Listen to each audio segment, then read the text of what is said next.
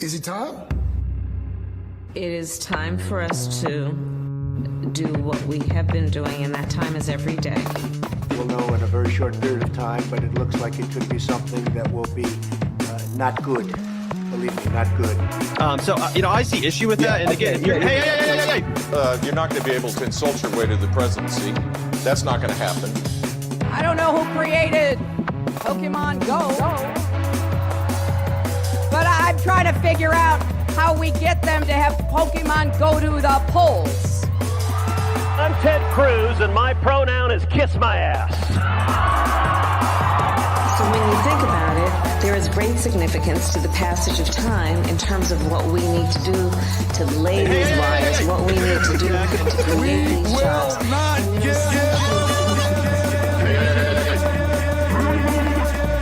America is a nation that can be defined in a single word. I was going to put Not good. Believe me, not good.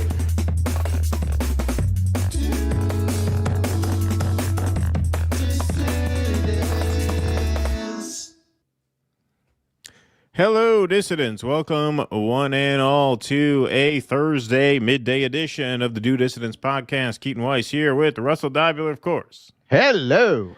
How is everybody doing today? Pleasure to be with you on this brisk and kind of wintry Thursday. It's a little chill in the air, a little wind, a little chilly, a little snap, little chilly, man, in the air. Yes, that's how you know election day is approaching. We have some Democrat stories today. It's like World an old school Series, show. right? Yeah, World Series coming up soon. Indeed, Halloween, yes. Starting to feel like fall. You know who I'm being for Halloween? I'm being Steve from Minecraft. I'm being the Jack Black guy from Minecraft. So I've been told not to shave. Blue, you should have surprised people on the Thursday show.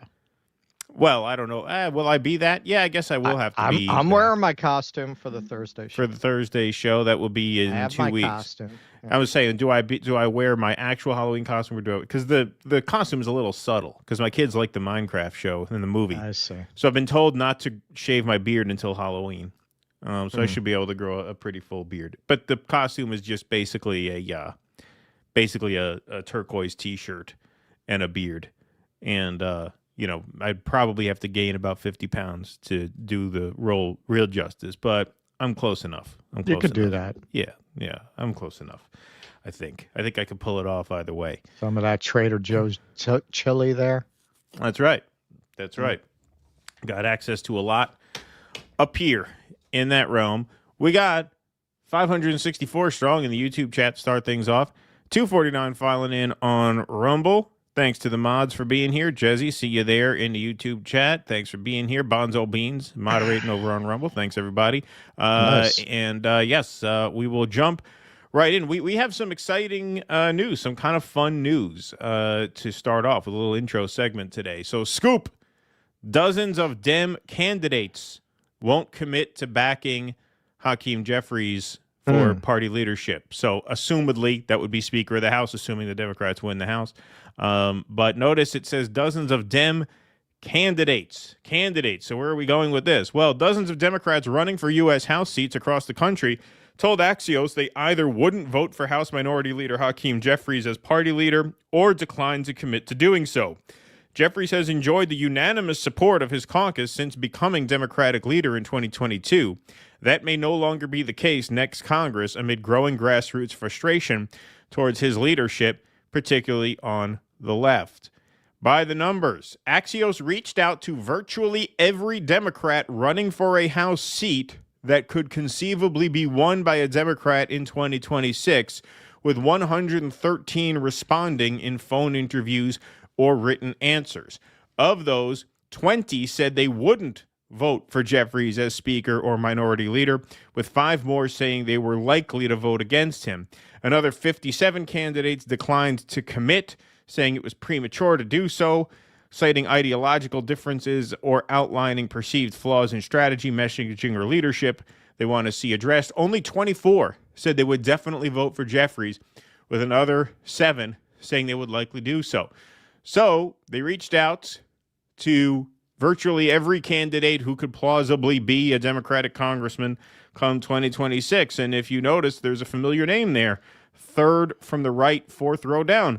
Jose Vega, New York's 15th district. Our boy got the email from Axios, and he is, of course, a firm no on Hakeem Jeffries, one of 20. And Axios actually published a full statement that he gave them. So Jose says, I would not support Hakeem Jeffries as Speaker of the House. He is representative of all the things bad about the current Democratic Party leadership. He supports the war in Ukraine and has voted to give large amounts of money and weapons to continue the war. He has supported the genocide conducted by Israel against the Palestinians in the Gaza Strip. He has shown himself to be completely spineless in front of President Trump and does not support the interests of the United States, let alone his own constituency. I would rather support someone like Marjorie Taylor Greene. It's good. Her ability to break with her own party, to talk about measures such as Medicare for all, showing empathy for the people in Gaza, and most importantly, being able to criticize President Trump for his own failures, shows that she has all the right characteristics of leadership. So not only did he say no, he wouldn't vote for Jeffries, he said, I'd rather vote for Marjorie Taylor Greene. Dear God, give us a Torres Vega debate. Dear God. Exactly. That's awesome that statement gets printed in Axios. And look, so good on Jose. You know, Jose messaged me the day he announced that he was running in the Democratic primary, which would have been the day he was on our show.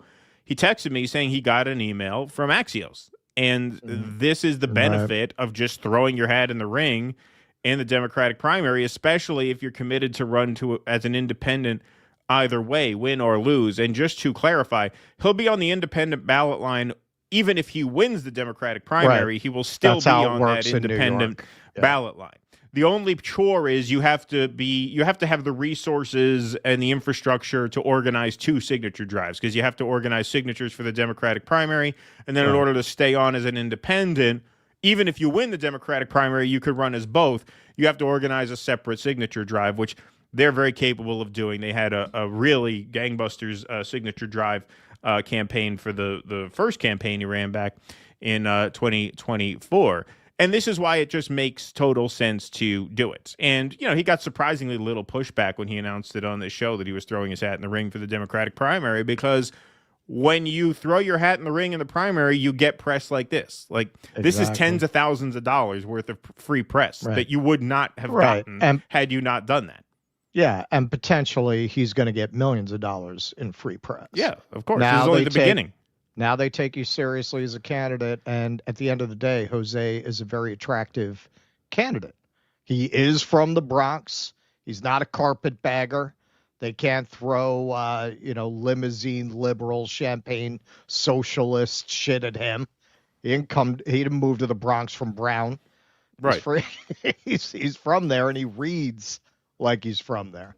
And at one time, I mean, keeping it real, man, at one time, the LaRouche thing would have been absolute deal breaker.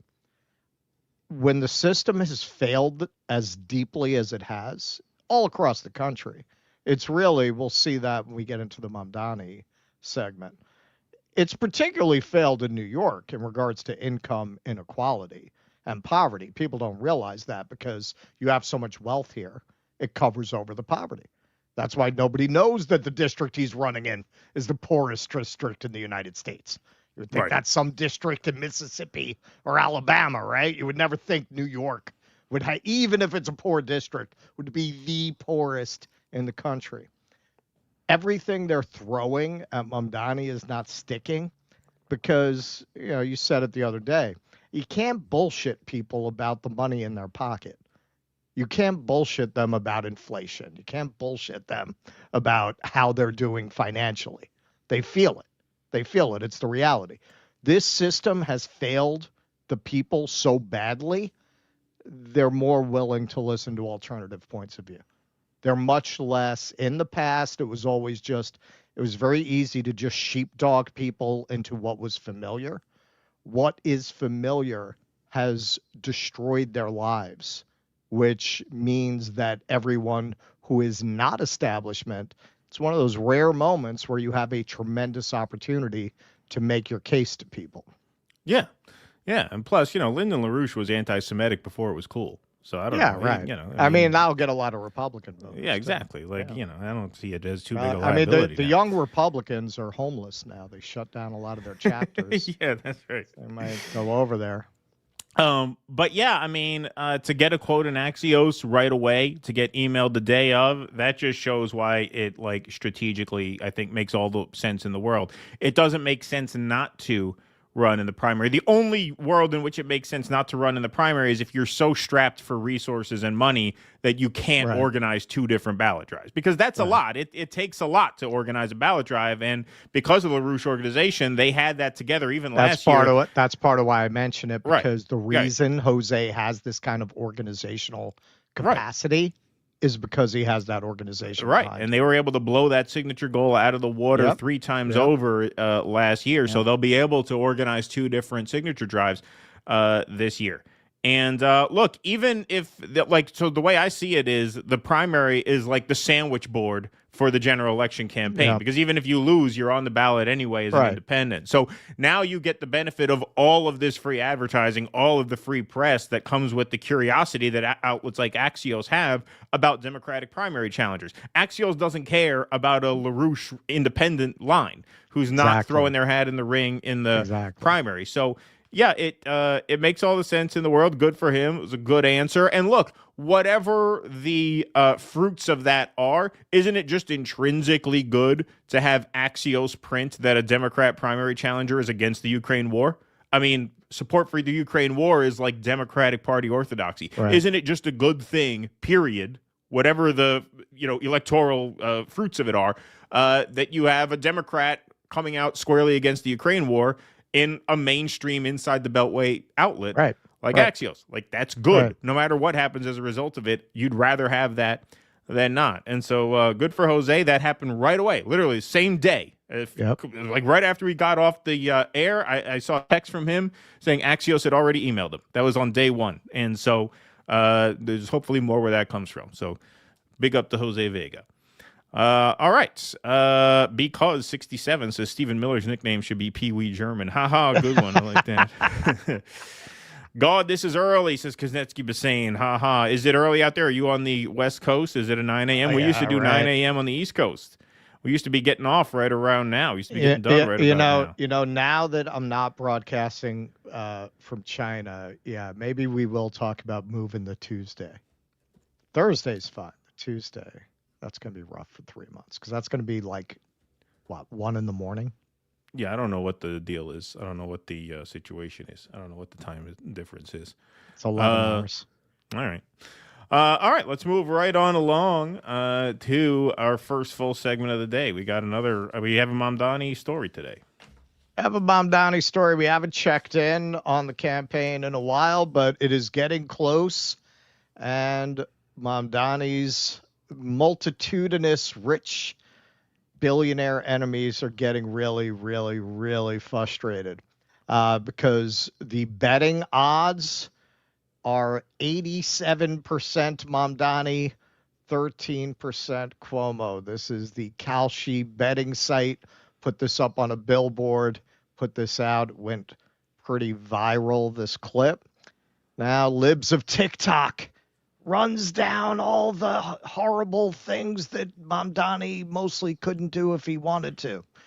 Defund the police. He's explicitly not running on defund the police. Release all the criminals from prison. Yeah, that's what he's going to do. It's going to be like busting into Arkham Asylum there. He's just going to let everybody out. Disarm law-abiding citizens. Jackass. It is almost impossible to get a gun in New York City. This is not Louisiana. Nobody has a gun here. I've never known anybody who had a handgun here who was not a law enforcement professional or a criminal. Right. I've known some people who had them illegally. I've never known anyone who had a legal handgun who was not a cop or a professional security person. There's no one to disarm, except criminals, which I assume you would agree with, right? Seize your property. Yeah, no, it's gonna be like Dr. Zhivago. They're gonna come on the train and take everybody's property. Free child mutilation. Well, you got him there, man. We did a whole segment on that. I don't understand. Oh, he's for circumcision? Marriage. He is. He is. Oh. And we have come out very strongly against that. I had mine glued back on. Fortunately, my mother kept it in a book, so I was able to have it reattached.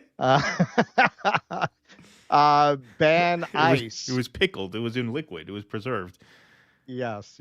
Ban ICE. Yeah, I mean, I would want him to do that. It's federal. He can't do that. He can not cooperate with them, but I mean, he wouldn't be the first. Higher taxes on white people. All right. So he said something that was kind of ill-advised, but of course he has no plan to put higher taxes on white people. Even if you did have a plan like that, you wouldn't get that through the first court challenge. You can't put higher taxes on a racial group. So, yeah. But hey, the reason I wanted to include this is it's very instructive in the role and function that these influencers like Libs of TikTok play for people like Bill Ackman. It's not about any of this. It's that Libs of TikTok knows they can't run down a list, cheaper groceries, free buses. They've tried that on like Fox. And people are like, well, that sounds pretty good. Right, yeah, right. So they got to hit you with these deranged culture war appeals. Chop meat for less than $12 a pound.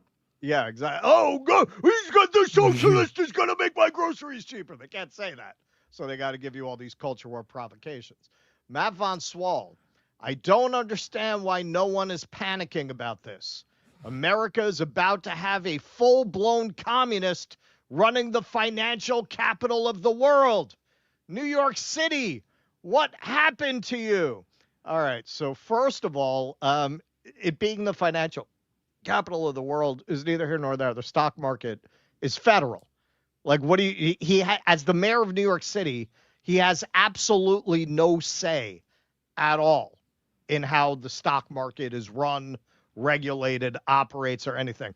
Although we always want to be fair on the show, he did just appoint this guy as his financial advisor. Yeah. So there may be something to be concerned about. I understand he caused a lot of trouble at Gotham.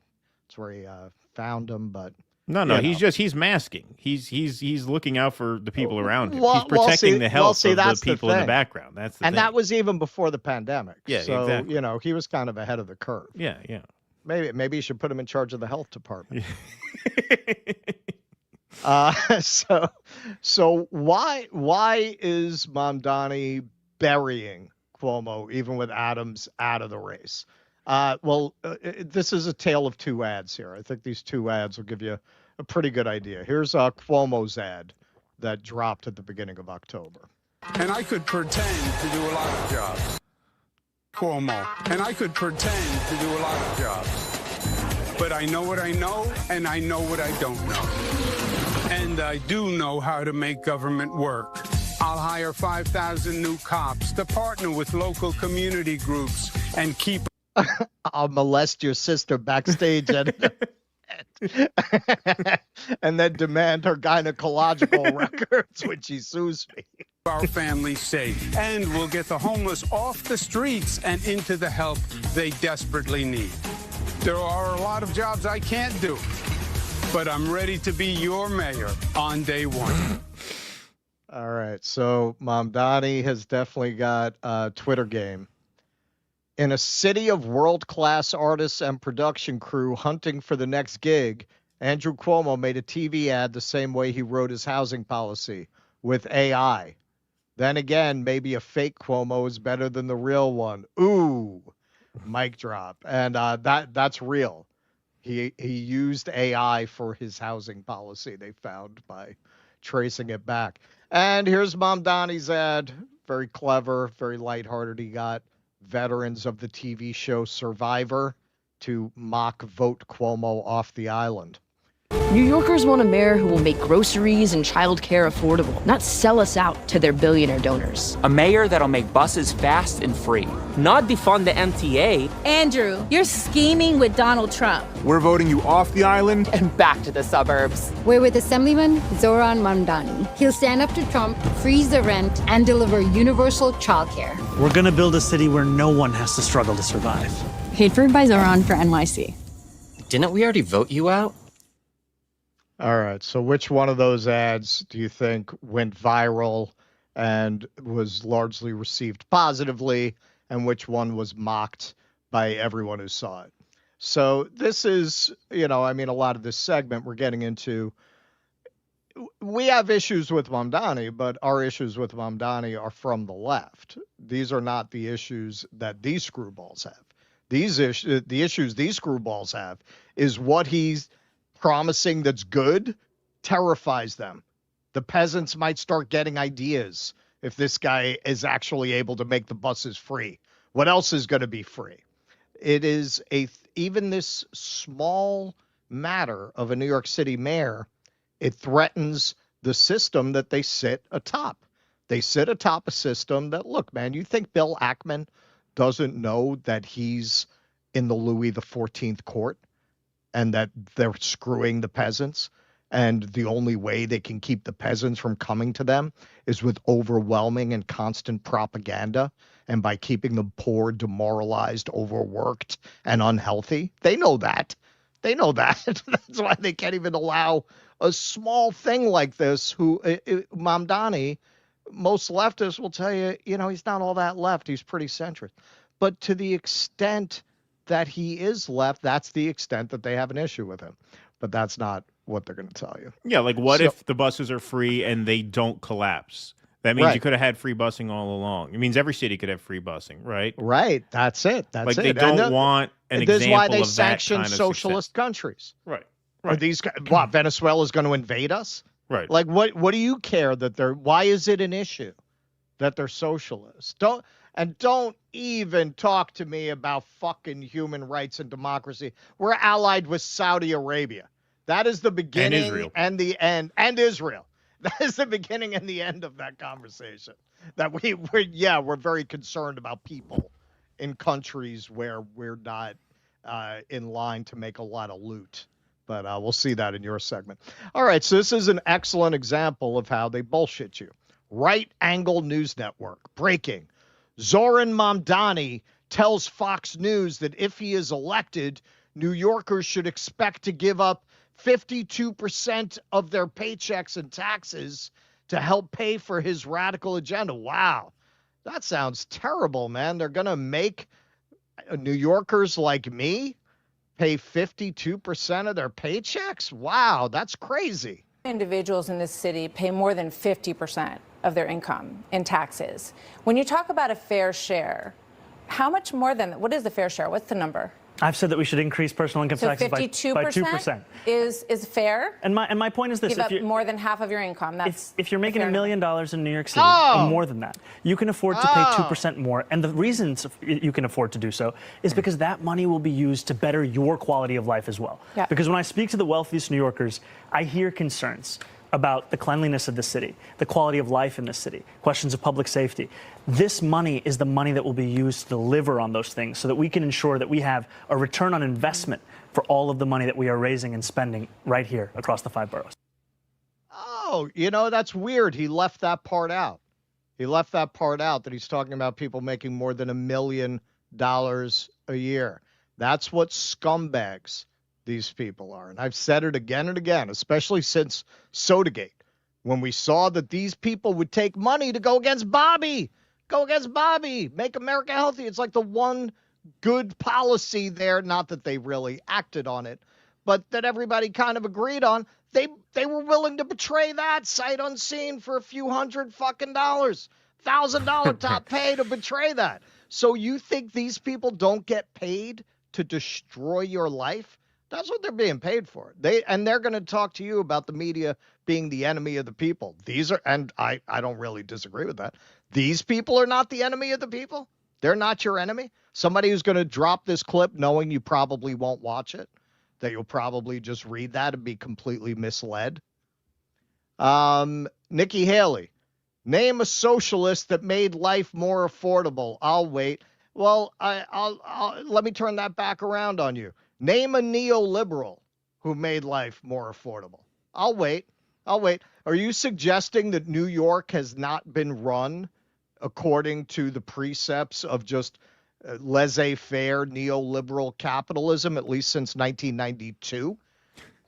Yo, you have no idea. I saw this tweet last night, and I didn't do it because I didn't want to deal with the consequences. But I was so tempted. When she says name a socialist who made life more affordable, I was so tempted to write Hitler. Just to see what the this is not the week for that. Just to see what the react. Yeah, it was bad timing, but just to see what the responses to that would be. Because I know a lot of the MAGA people hate Nikki Haley, so they would like to pile on. So I just, that would be a really funny response, just for curiosity, just to see how people reacted. I mean, that would be a way to get Daryl Cooper to unblock us. So hey, this is what gets me about these people. This is what gets me when Eric Adams, before he dropped out to be ambassador of Luxembourg or whatever the fuck they're going to give him as a going away prize, where he would say, we can't turn to this. It's going to destroy our city. You people like you destroyed the city. It's destroyed. Giuliani, Bloomberg, Adams, you had a little interregnum with de Blasio there, and he was in the pockets of the real estate industry as well. He was just a little less extreme than the mayors that came before and after. Like Adams was a Republican. He changed his party affiliation because in New York it's very hard to run as a Republican. Obviously not impossible given the history, but it's difficult. So he became a Democrat. He's a Republican. Adams is another Republican mayor.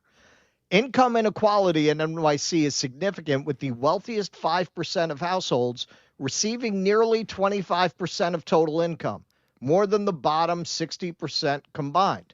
This gap is widening as the richest earners see wage gains while low-wage workers face stagnant wages and racial and gender-based wealth gaps persist. Recent data shows that Manhattan, Brooklyn, and the Bronx are among the U.S. counties with the highest income inequality. So these people talk like what they believe in is working. That's working for people. Like, people should jump up and say, yeah, no, I don't want prices to go up. Oh, wait, I can't afford oranges anymore. Top versus bottom earnings. The top 20% of New Yorkers earn at least $158,335 annually, while the bottom 20% earn less than $27,448, a ratio of at least 5.77 to 1. I don't know how you survive in New York on that. I guess you live with a bunch of other people in a little apartment. Racial wealth gap. The median household net worth for white New Yorkers is nearly 15 times greater than that for black New Yorkers. Structural systemic racism. What's that? It doesn't exist. That's woke. It's woke. Poverty. Over 10% of New Yorkers live in deep poverty, with incomes at or below half the federal poverty line. Recent data indicates the income gap between the richest and poorest in the city is the widest it has been since 2006. Well, why would we want to take a flyer on the Muslim socialist? I wonder why people feel like, you know what? Why not? There's one group that's doing very well, though, and not coincidentally, it seems to be the group that's most vocal about stopping Mamdani from becoming the mayor. Top 3% is killing it, man. Top 3% is killing it. Look at that. Their income has gone up almost 35%. Wow. Since 2019. Look at everybody else. Even the upper middle are not coming close to the very, very, very rich are doing very well. Do you think it's a coincidence that those are the people who are funding all of these PACs to try to stop this guy from giving you just free buses? These people are fucking so rich they could never work another day in their life. And they're obsessed with making sure that the peasants have to pay for the bus fare. Yep. That is how disgusting these people are. This is why I always say you are ruled by criminals. That's not an exaggeration. These people shouldn't be on TV. They should be in jail. They should all be in jail. So this is the thing that really made the headlines.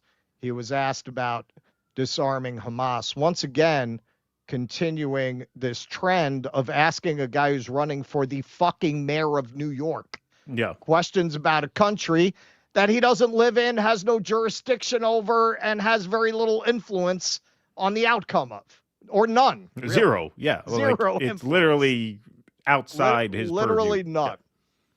Affordable for each and every New Yorker. But, okay, I want to get to that, absolutely. But do you believe that Hamas should lay down their weapons and leave the leadership in Gaza?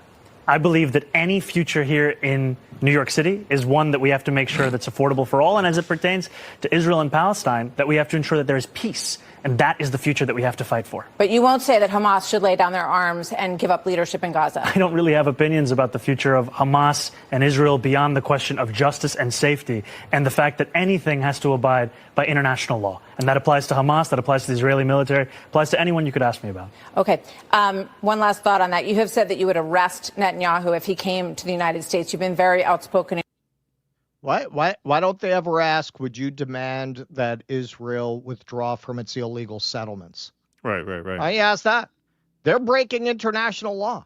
Hamas is the elected leadership of Gaza. They are not breaking international law by being armed. Israel is in violation of international law with its settlements. So why aren't you asking about that? Right. Brianna Wu, impossible to overstate how fucked our party is if he becomes the public face of it. No, having an overwrought Zionist, self-hating transgender person as the face of the party, that's going to bring in the voters. You're very good for the party. You're actually very good for the party. Bill Ackman, Zoran Mamdani doesn't want to offend his pro-Hamas base. Now, to be clear, Mamdani was not directly responding to this, but he had a pretty good slam on Ackman's attempt to buy this election. Politico wrote, pro-Trump billionaire Bill Ackman gives $1 million to anti-Mamdani effort. This is October 15th, so it's pretty recent. Mamdani responds, the feeling when your 1,000-word tweets aren't working. Got game. So this was a great moment. And this is, hey, man, whether you like him, you don't like him. Like I said, we have criticisms of him really from the left. My impression of him when I met him, when he was much lower in the polls than he is now, and you could get to him pretty easily, was that he was slick. He was slick. He struck me as very political, very much a politician. I think at this point, having watched the way he has run this campaign coming out of nowhere, he is a generational talent, very much like Obama. Whether you like Obama, don't like Obama, you're not going to say, Obama gave shitty speeches. He was good at what he was good at. This guy's good, man. He's very good. And this is a great example of that. I want to take this moment because you spoke about President Trump, and you may be watching right now, and I just want to speak directly to the president, which is that I will not be a mayor like Mayor Adams who will call you to figure out how to stay out of jail. I won't be a disgraced governor like Andrew Cuomo who will call you to ask how to win this election. I can do those things on my own.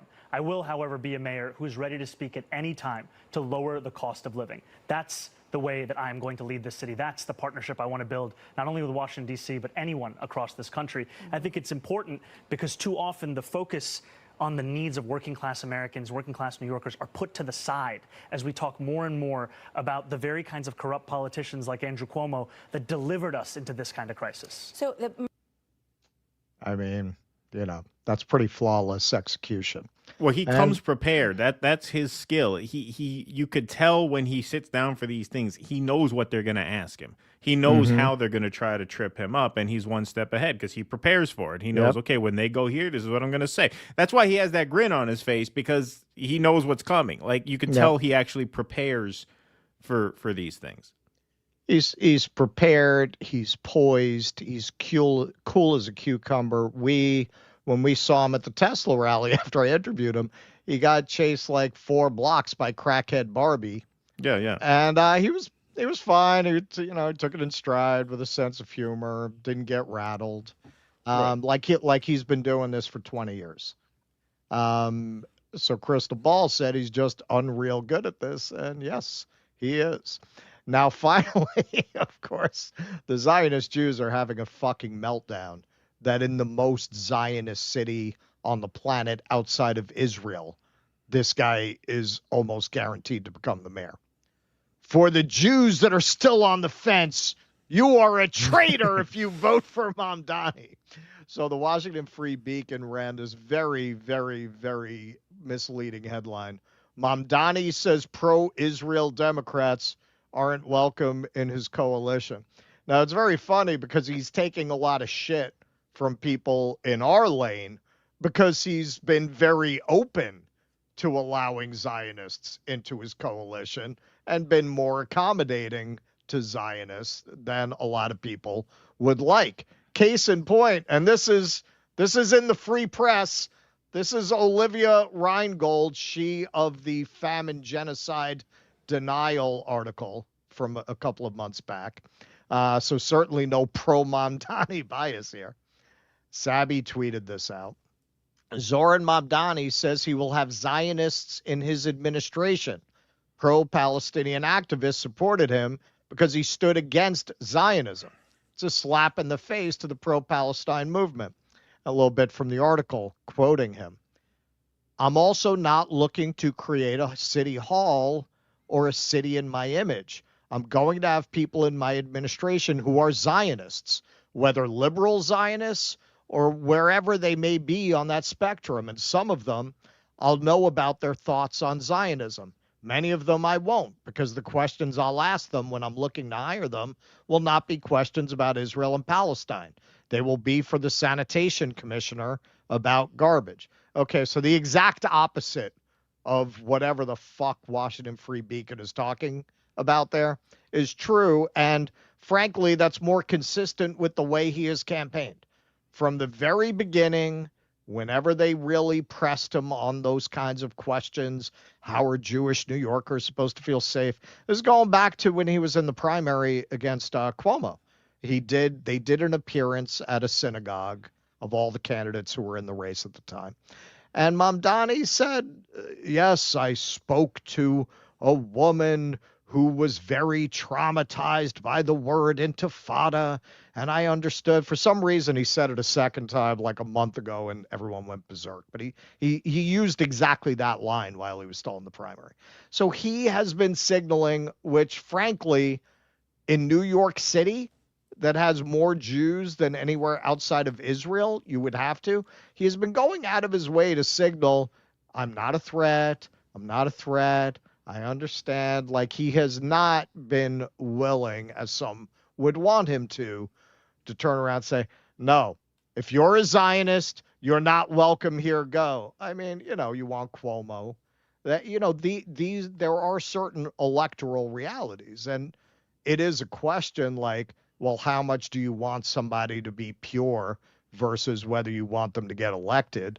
Because and that's not always the choice that you face. We'll drop this clip over the weekend. I talked a little bit with Shama about this when we had dinner in the Village after her book launch event. She didn't have to make that choice. The circumstances of her race were such she could run on the economic issue and that's it, and hammer the establishment and win. That's not always the case. Like, can you run in a city that is this Jewish with so many who see themselves as liberal Zionists? There's no such thing, but they see themselves that way, which means they're willing to say they think this war was a genocide and it was horrible, but Israel has a right to exist, right? So they might vote for Mamdani, but not if he tells them Israel has no right to exist. Now, he has walked up to that line. He said when they asked him, I think it has a right to exist as a place with equal rights, which means what? Not as a Jewish state. Not in its current form, of course. Right? Not in its current form. So I have felt, and again, man, when I met him, he struck me as like a politician. But that's part of why he's poised to win. And I think it does create a conundrum. Like, do you support people for harm reduction, even though there are a lot of worrying indications he's going to get swept back into the Democratic Party? I guess I would say in New York City, again, the most Zionist city outside of Israel, Mamdani is the best you could realistically elect. And I don't think that's good enough. But if that's what's on your ballot, what do you do? Like, do you just withhold support? Which at that point, and I think you can make an argument for this, but you have to admit at that point that you just want the system to collapse. Like, you don't want anyone who's going to do harm reduction. You want a Cuomo who's going to make it worse, right? Like, you have to admit that's what you're trying to do if you're going to completely abandon the idea that someone like Mamdani is someone you would vote for. Like, we didn't endorse him. We haven't encouraged donation. We haven't supported him because he's a Democrat. Like, we just don't do that. But I also made it clear from the beginning, I live in New York. Yes, he's on my ballot. Yes, I'm going to vote for him. He crosses a certain threshold of anti-Zionism that and he's running against Netanyahu's lawyer. I mean, at that point, yeah, I'm going to vote for the guy because I'm not looking to burn the city down, because unlike me, most people can't leave. You know, I can leave. I have the privilege that I work online. I can leave. Most people don't have that, man. You know, I got to think about that too. Yeah, I mean, look, it's a question of engagement. It's a question of, do you want to engage and to what extent do you want to engage, right? So if you say you'd vote for Mamdani, but you wouldn't campaign for Mamdani, you're talking about a very limited engagement with the campaign, meaning on election day, you'll go and vote for him because there's a meaningful difference between him and the alternative. And for all of his faults, he's significantly better than the alternative. Now, that dynamic was not so in 2024, Harris versus Trump, because they were both pro-genocide. So if they're both pro-genocide, then there's no meaningful difference between them, right? It's not to say there's no difference between them, but there's no meaningful difference there. If they're both pro-genocide, then they're both past a red line, right? Right, and that's why neither one of us voted for Harris. Right, so it's a question of, you know, whether you engage and to what extent you engage. And, you know, in a place like New York City, there are limitations that are the price of engagement. In other words, if you're running for the mayor of New York City, there's only so far you could take things. And past that point, you're no longer viable. So the price of engagement is you have to limit yourself, right? And that's a calculation that people make in politics all the time, whether they want to or not. You know, when Shama was running in the city council, she had views, because I remember we interviewed her campaign manager, you know, about some of the, I won't even say more extreme, but some of the more sort of doctrinaire, you know, Marxist elements of her platform, such as, you know, seizing the townhouses, and, you know what I mean? And, you know, so she believes that, she's honest about what she believes, but she wouldn't center that in a campaign. Why? Because it would make her less viable, right? So there's always, always calculations that you have to make. You always have to tweak the dial. Like, okay, I can go as far as I can without losing my ability to make an impact. Right. And that's kind of where Mamdani has gone. And for people who are saying, you know, that he's selling out or he's abandoning his principles, yeah, I mean, that does not surprise me at all. Those are just the limitations of engagement. And if that's too much for you and you'd rather not engage, then that's fine. That's fine. Like, that's a legitimate opinion to have. Sure. You know, and there was a time where I might agree with you. I think one of the things we've noticed, though, as this second Trump term has taken place, and you see what the philosophy of the oligarchs are versus the capitalists, and this is what Hedges talks about. You know, I mean, sorry, not the oligarchs and the capitalists, the oligarchs and the corporatists. The corporatists want stability so that they can network, whereas the oligarchs want instability and chaos so they can just directly exploit the consumers, right? And so the oligarchs thrive on instability. The oligarchs are helped by collapse. So the oligarchs are aided by accelerationism, and that's a kind of a realization I've come to in these last 9 months, because I was once of the opinion that really there's nothing worth salvaging about American society, and so just let it all go. But the more you see what the techno-feudalists are all about, who's going to pick up the more you pieces? realize that, no, the only thing standing between us and feudalism is the bonds that we create between each other, which is called society. Right. If and when that collapses, the feudal lords are just waiting to come in and eat us alive. And so, that has been a change in perspective on my part. I'm willing to admit that.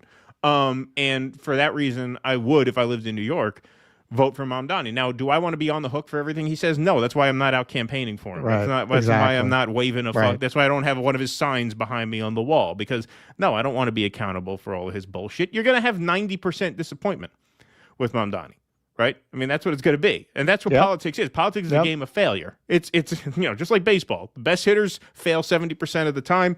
The best politicians are going to fail 80% of the time, 90% of the time, right? You're lucky. A great politician, they're lucky if they get one or two key things through, right?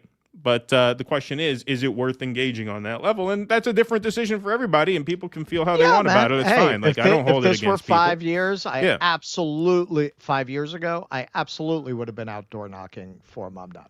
Right. Didn't even consider it. Yeah, exactly. All right, let's move right on along here. Nocturnal Human, GoFundMe, help Aspen fight unjust charges. Misty Winston on this channel and others have talked about this before, if anyone is interested. Okay, I have to check that out. Thanks for bringing that to my attention, Nocturnal Human. Appreciate that. And everybody else, check it out as well. I hear that there is now a U.S. criminal gang wreaking havoc in Venezuela. Good one. I bet they have gang tattoos. That's right. CIA tattoos. Vianticus Prime, we will be covering that later, by the way. It's not in the thumbnail, but we are doing Venezuela today. Everything's a scam, everything's a lie, everything's hypocrisy, and so I don't comply. Thank you, Vianticus Prime. Throwing some special ops gang signs. Thank you, Eric Rousseau. Appreciate that. Will there be a Two Jews Fright Fest this year? Yes, on the 30th. We will be in costume. That's 2 weeks from today. We always do that. Exactly. Jolly Man Big Boy says it's my birthday, 36. Happy birthday, Jolly Man. I'm putting on a little brimless copter hat and touching a wall outside at Chili's and weeping like Malay. Maybe the cheap knockoff can live up to the real thing. We should actually create like a mock wall as an exhibit. Just see if we can like charge admission for people to come. Corey Elliott, why wouldn't the rich just move to New Jersey? New York's going to be plenty great for the rich. A lot of them do. You know what the taxes are like in New Jersey? Yeah. That's going to be an interesting. They got a governor's race coming up there. New Jersey property taxes, I think, are the highest in the country. Wow. All right, folks. We got to take a quick game break here. A bard and a guitar is a friend of ours and a dissident sponsor of ours, and he's got a follow-up album to his previous album, which we also advertise on the show, called Dogmatics. This one's called Love Songs to My Favorite Politicians, and it's a musical comedy album inspired by the 2024 election. It features Red versus Blue, which is a pop-punk jam that explores the two parties, the people who look to them for answers, the commentators who cheerlead for them, and the ones who are caught in the middle. Yeshua, a pop song that argues that Jesus was possibly a commie libertarian. One Asshole, Two Cheeks is a romantic ballad, a love letter to Trump and Obama.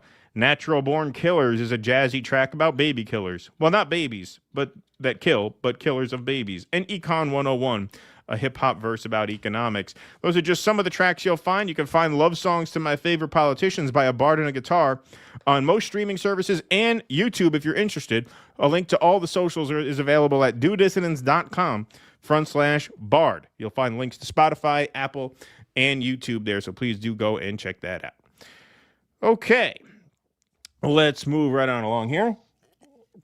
Okay, let's see. Just got to set this up. There we go. All right, folks. So this is kind of a nostalgic show, covering some Democratic politics for a change. You haven't done this in a while, but here we go. So there's this guy called Graham Platner who is running for Senate in Maine. Can a Maine oyster farmer defeat Senator Susan Collins and save the Democrats? That is the question asked by WBUR in Maine. This isn't typically a busy political season in Maine, with the primary some 8 months away. But Graham Platner, the Down East oyster farmer hoping to defeat Republican Senator Susan Collins in a key race that could determine control of the U.S. Senate next year, is attracting big crowds.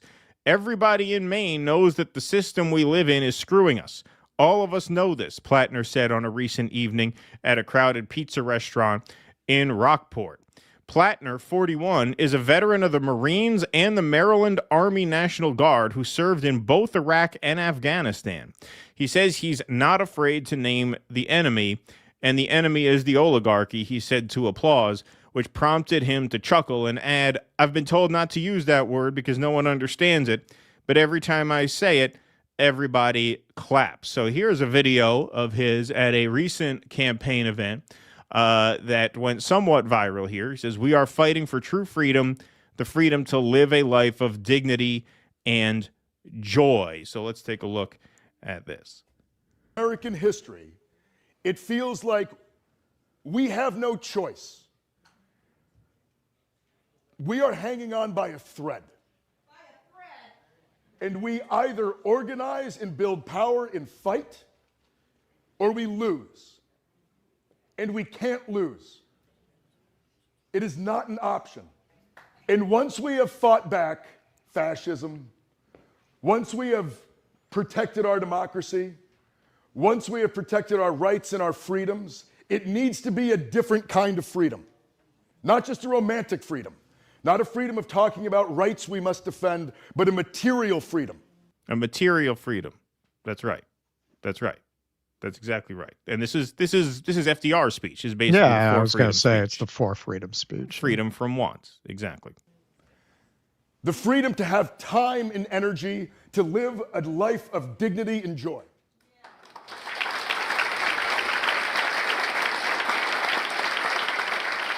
The freedom to be able to put your energy back into your neighbors and your community, not just scraping by so you can afford a roof over your head.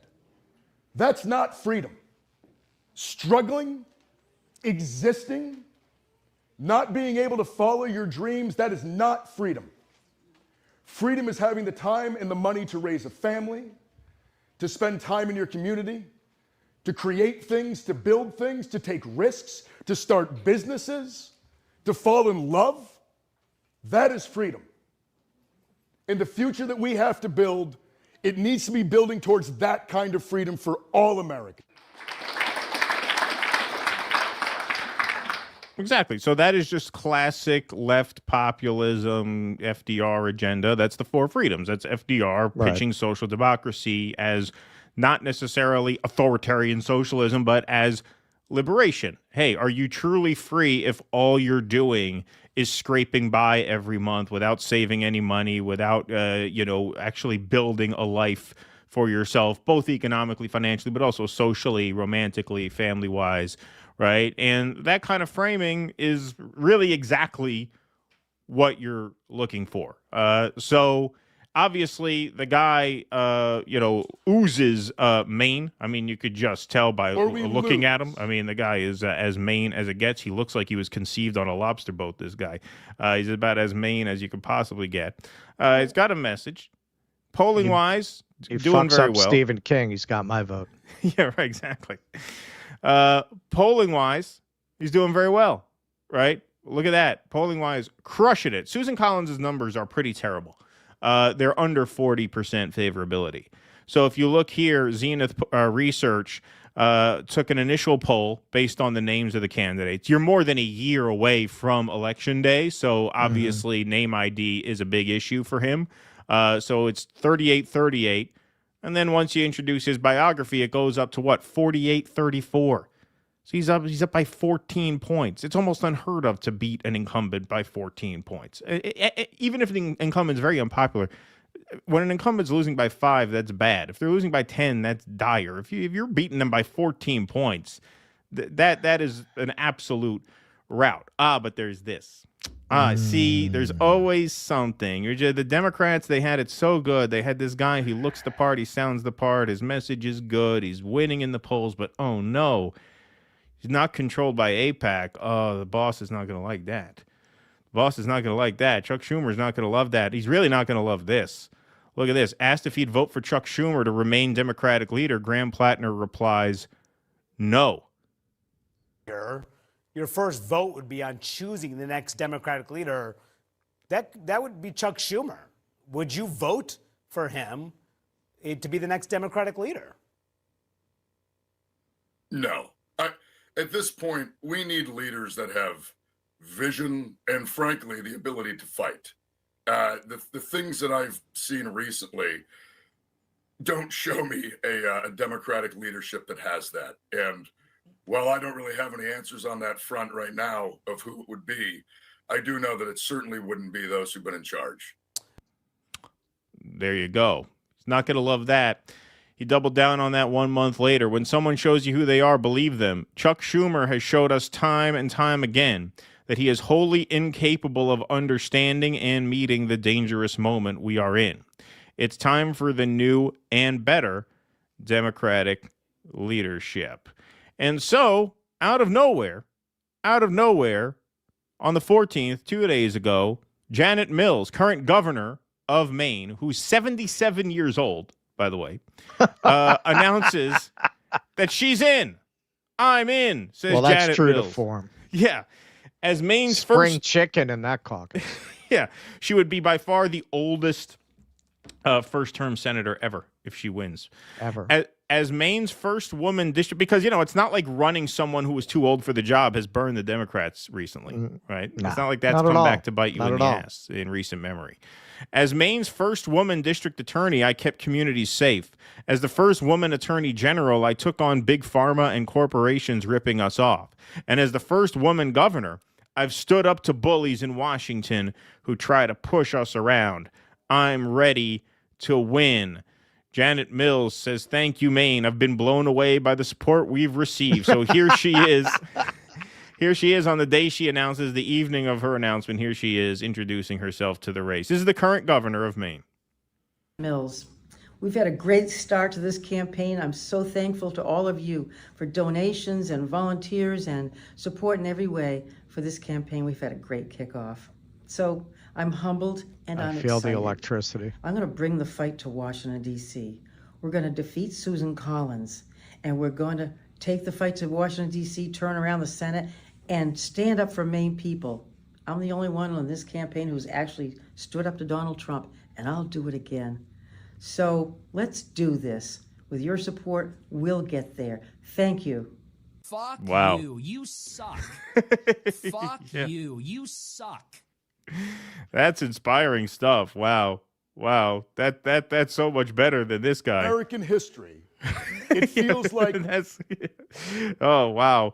That's great. So she comes in, right? The guy who doesn't take AIPAC money and who says he's going to vote against Schumer for leadership, he's crushing it. He's up by 14 points in the polls. He's cruising.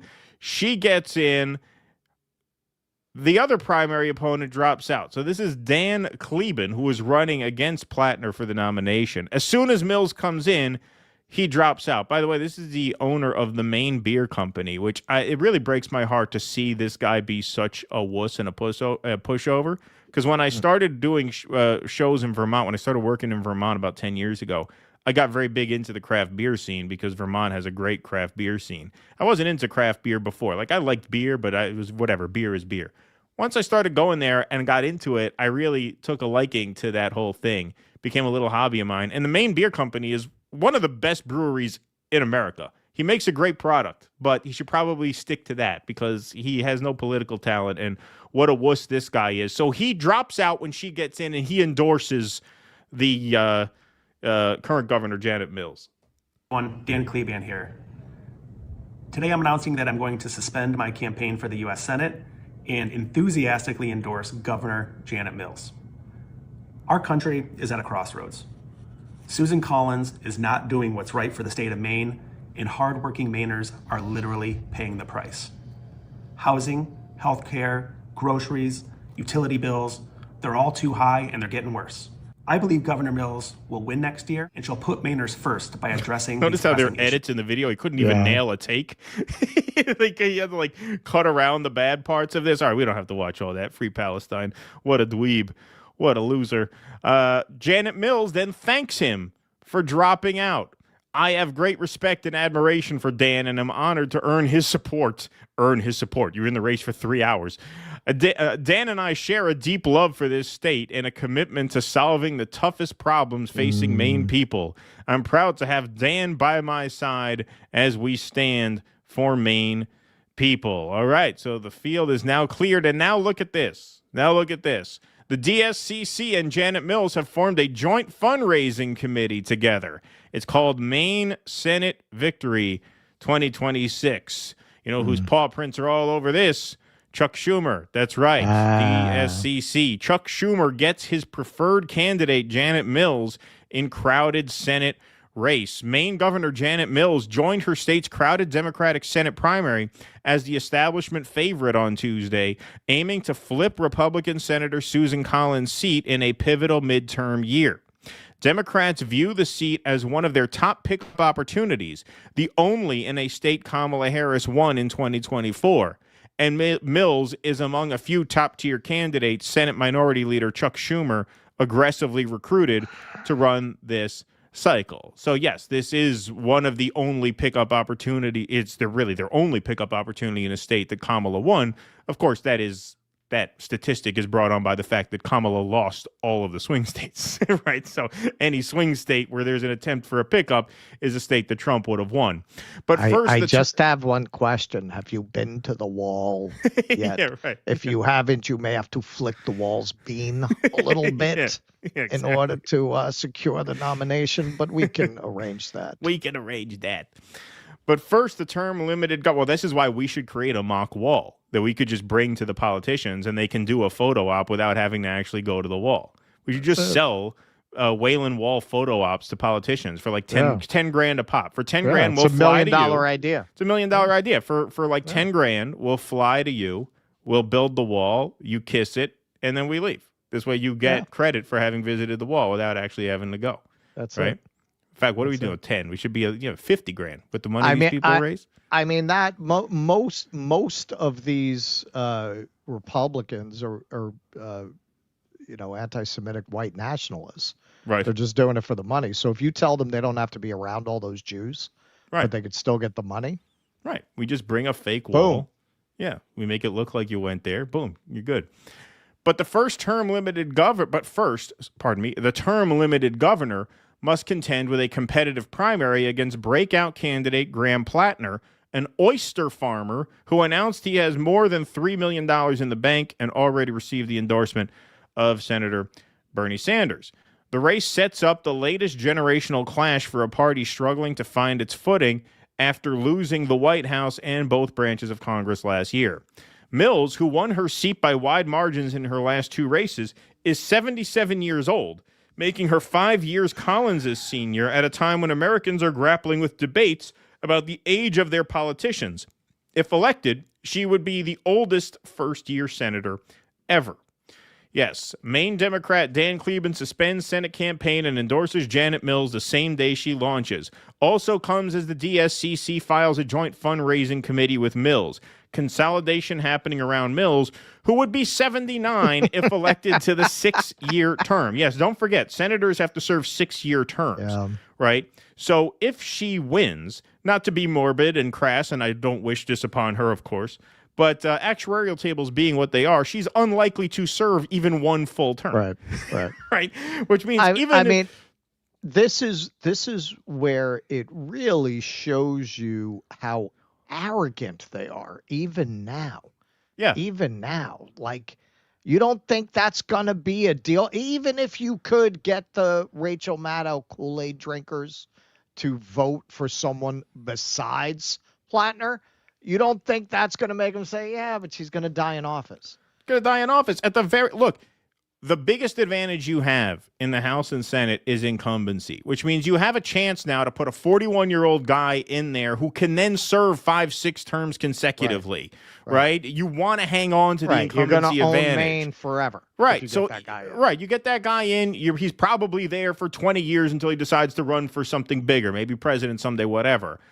You're getting one term if you're lucky. You're lucky if she doesn't croak in office, right? Which means next time you surrender the incumbency advantage. And they're going to tell you, this is why the Democrats have zero credibility when they talk about the existential dangers of the moment that we're in. If you were serious about that, you would not be running a 79-year-old woman for a Senate seat. You would be locking in the incumbency advantage for 20 years the way you could with a guy who's crushing it. The guy looks like he was picked out of Central Casting to be the senator of Maine. He's an oyster farmer, a Marine. He's got a good message. He's killing it in the polls, and you're gonna rat fuck him by bringing in this woman now and complicating things further. But here's why. Maine Governor Janet Mills condemns Portland's vote to divest from Israel. That's not Portland, Oregon. That's not the Frog City. That's Portland, Maine.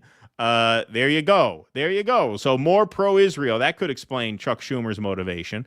This isn't lost on Graham Platner. He knows Schumer's hands were all over this. He says Chuck Schumer should be focused on fighting Donald Trump and protecting health care for millions of Americans, not meddling in a Maine primary. D.C.'s choice has lost to Susan Collins 5 times in a row. We can't afford a 6th. That's right. Don't forget, Susan Collins was up for re-election in 2018, which was a pretty good year for Democrats. Those were the Trump midterms, but they could not flip Maine. In fact, they didn't even come close to flipping Maine. I think she won that by almost 10 points. So Richard Angwin replies to him, Janet Mills, the governor who's bungled Maine's economy, coddled corporate polluters, and now the D.C. establishment's desperate pick to lose to Collins yet again. Raquel says Graham Platner will be the true outsider in this race. The unpopular Democratic Party is behind Janet Mills. The alienating Senator Schumer and Gillibrand are behind Janet Mills. Platner has the grassroots support. Mills has the establishment support. Now, Charlotte Clymer, she is, she was like one of Elizabeth Warren's top surrogates. She got the Ukraine flag in the bio. She's a big lib, right? Big lib here. You would expect her to play ball, but she's not. She said, I had planned to stay out of the Maine Senate race for a while and respectfully consider the competing visions of both major candidates. But I can't do that now. It is wildly inappropriate for the DSCC to jump into a competitive primary in such a brazen and shameless way 8 months before voters go to the polls. This is a complete failure to read the room. It is incompetent. It is political malpractice. The DSCC has clearly learned nothing, and they would rather deploy the same tired, divisive strategies instead of empowering Democratic voters and earning our confidence in their process. I have great respect for Governor Janet Mills, but she is being advised very poorly on the contours of this political moment when it comes to what Democratic voters want to see. I'll be supporting Graham Platner in the primary. So you can see in her conciliatory tone that she's a Democrat power player. She toes the line. She's still got the fucking Ukraine flag in the bio. Like if you can't corral this lib who goes out of her way to talk about how much respect she has for the shill that they installed, who are you going to win over? Exactly. So it's not working. Even on Blue Sky, they're rebelling against Chuck Schumer. The Blue Sky liberals are not happy with the DNC and Chuck Schumer for pushing Governor Mills to run against Platner. Here you can see some of these things here. Speaker Chuck Schumer, tweets something about Johnson, and Mark Johnson replies, getting Janet Mills to run for Senate in Maine is ridiculous. You have no chance of winning that one. You are a horrible leader and a clown. Janet Mills is 77, and Democrats need to knock it off with the gerontocracy, says Miranda Yaver. So there's a rebellion on Blue Sky. She does have the institutional support, though, within the party. So this is where you're really seeing a split. And look, for years I thought this would never happen. I never thought you would see the leadership so unable to corral the base, right? To me, the lesson of 2020 is most Democrats hated Joe Biden, but on Obama's orders, they voted for him anyway. And so I thought, well, they will never rebel against party leadership. But I think the combination of Trump's victory in 2024 and the just visceral horror of the Gaza genocide and the fact that a lot of these people don't have the sensibilities such that they like to stomach that. I think that has created this rift, and there is a rift here because, yes, Emily's List comes out and endorses Janet Mills on the first day. Democratic Wins Media bot account says, in a shocking announcement, the Cook Political Report just moved the Maine Senate race from lean R to toss-up after Janet Mills launched her campaign. Let's go. So the establishment press now is saying, oh, now that Mills is in the primary, it's a toss-up. Platner was winning by 14 points. He had an internal poll that had him up 16 points. Collins' approval rating is under 40%. Like, this is already at least a toss-up. This was never lean Republican. It was never lean Republican. It was always at best a toss-up. But no, now the Cook Political Report tries to manufacture consent for Janet Mills, which she tweets out. Our Senate race was just upgraded to a toss-up. This is the most important race in the country, and I'm the only Maine Democrat to win statewide in 20 years. So now she starts fundraising, and Platner very smartly comes out and kind of spills the tea about how Democratic Party fundraising works. So this is taking a clear shot, not just at Janet Mills, but at the DSCC and Chuck Schumer, basically saying, hey, when you donate to one Democrat, they sell your information to the candidates they like, and that's how you end up getting spammed. Here, running for Senate up in Maine. I'm running against Susan Collins, AIPAC, super PACs, the entire DC establishment. Now, I know that Janet Mills just got in this race, and you're probably receiving a mountain of fundraising texts and emails. I'm pretty new to this politics thing, but I've learned something over the past few weeks. When you donate to Chuck Schumer, when you donate to the big Democratic super PACs, what they do is share their lists with candidates that they like. They put their thumb on the scale. And what they do is they use access to those lists of donors, those lists of people who have given, like yourself, and they use that to give it to the candidates that they like Janet Mills. There you go. Letting you know how the sausage is made. Kind of throwing them under the bus savvy. there. Yep. Yes, very savvy. The UAW comes out yesterday, just a day after Mills got in the race, and endorsed Graham Platner for U.S. Senate in Maine. And, of course, this creates a fundraising battle. So Janet Mills comes out yesterday and says, thanks to this incredible grassroots team, grassroots team, meaning a fundraising arrangement between you and the DSCC. That's a grassroots team. We've raised $1 million in the first 24 hours of this campaign. Folks are ready to win this race, and the momentum is on our side all across Maine. Yeah, people heard Janet Mills running. They came out of there. It's a wonderful life houses. Did you hear? Janet Mills needs us, guys. Come on. Exactly. That's what's going on over there. So Graham Platner then announces that in the 24 hours since Mills launched her campaign, he raised $500,000. Okay, so now what this is looking like is that this is now going to be what? A $20 million primary? They've had to raise $1.5 million since Mills got in the race. So even if Platner hangs on and wins, which I suspect he probably will, so it just seems like the base is really not into Janet Mills. Mel Thompson says, how stunning that the DSCC chose to fund Janet establishment Mills over populist Graham Platner, especially since Susan Collins has already defeated 5 establishment DNC people in a row. Yeah, I mean, I suspect Platner will hang on and win this, but this is now going to be about a $20 million Democratic primary. For no fucking reason. And that's $20 million probably just in candidate money alone. That's probably not even counting all the super PACs and the PAC money that'll be poured into this.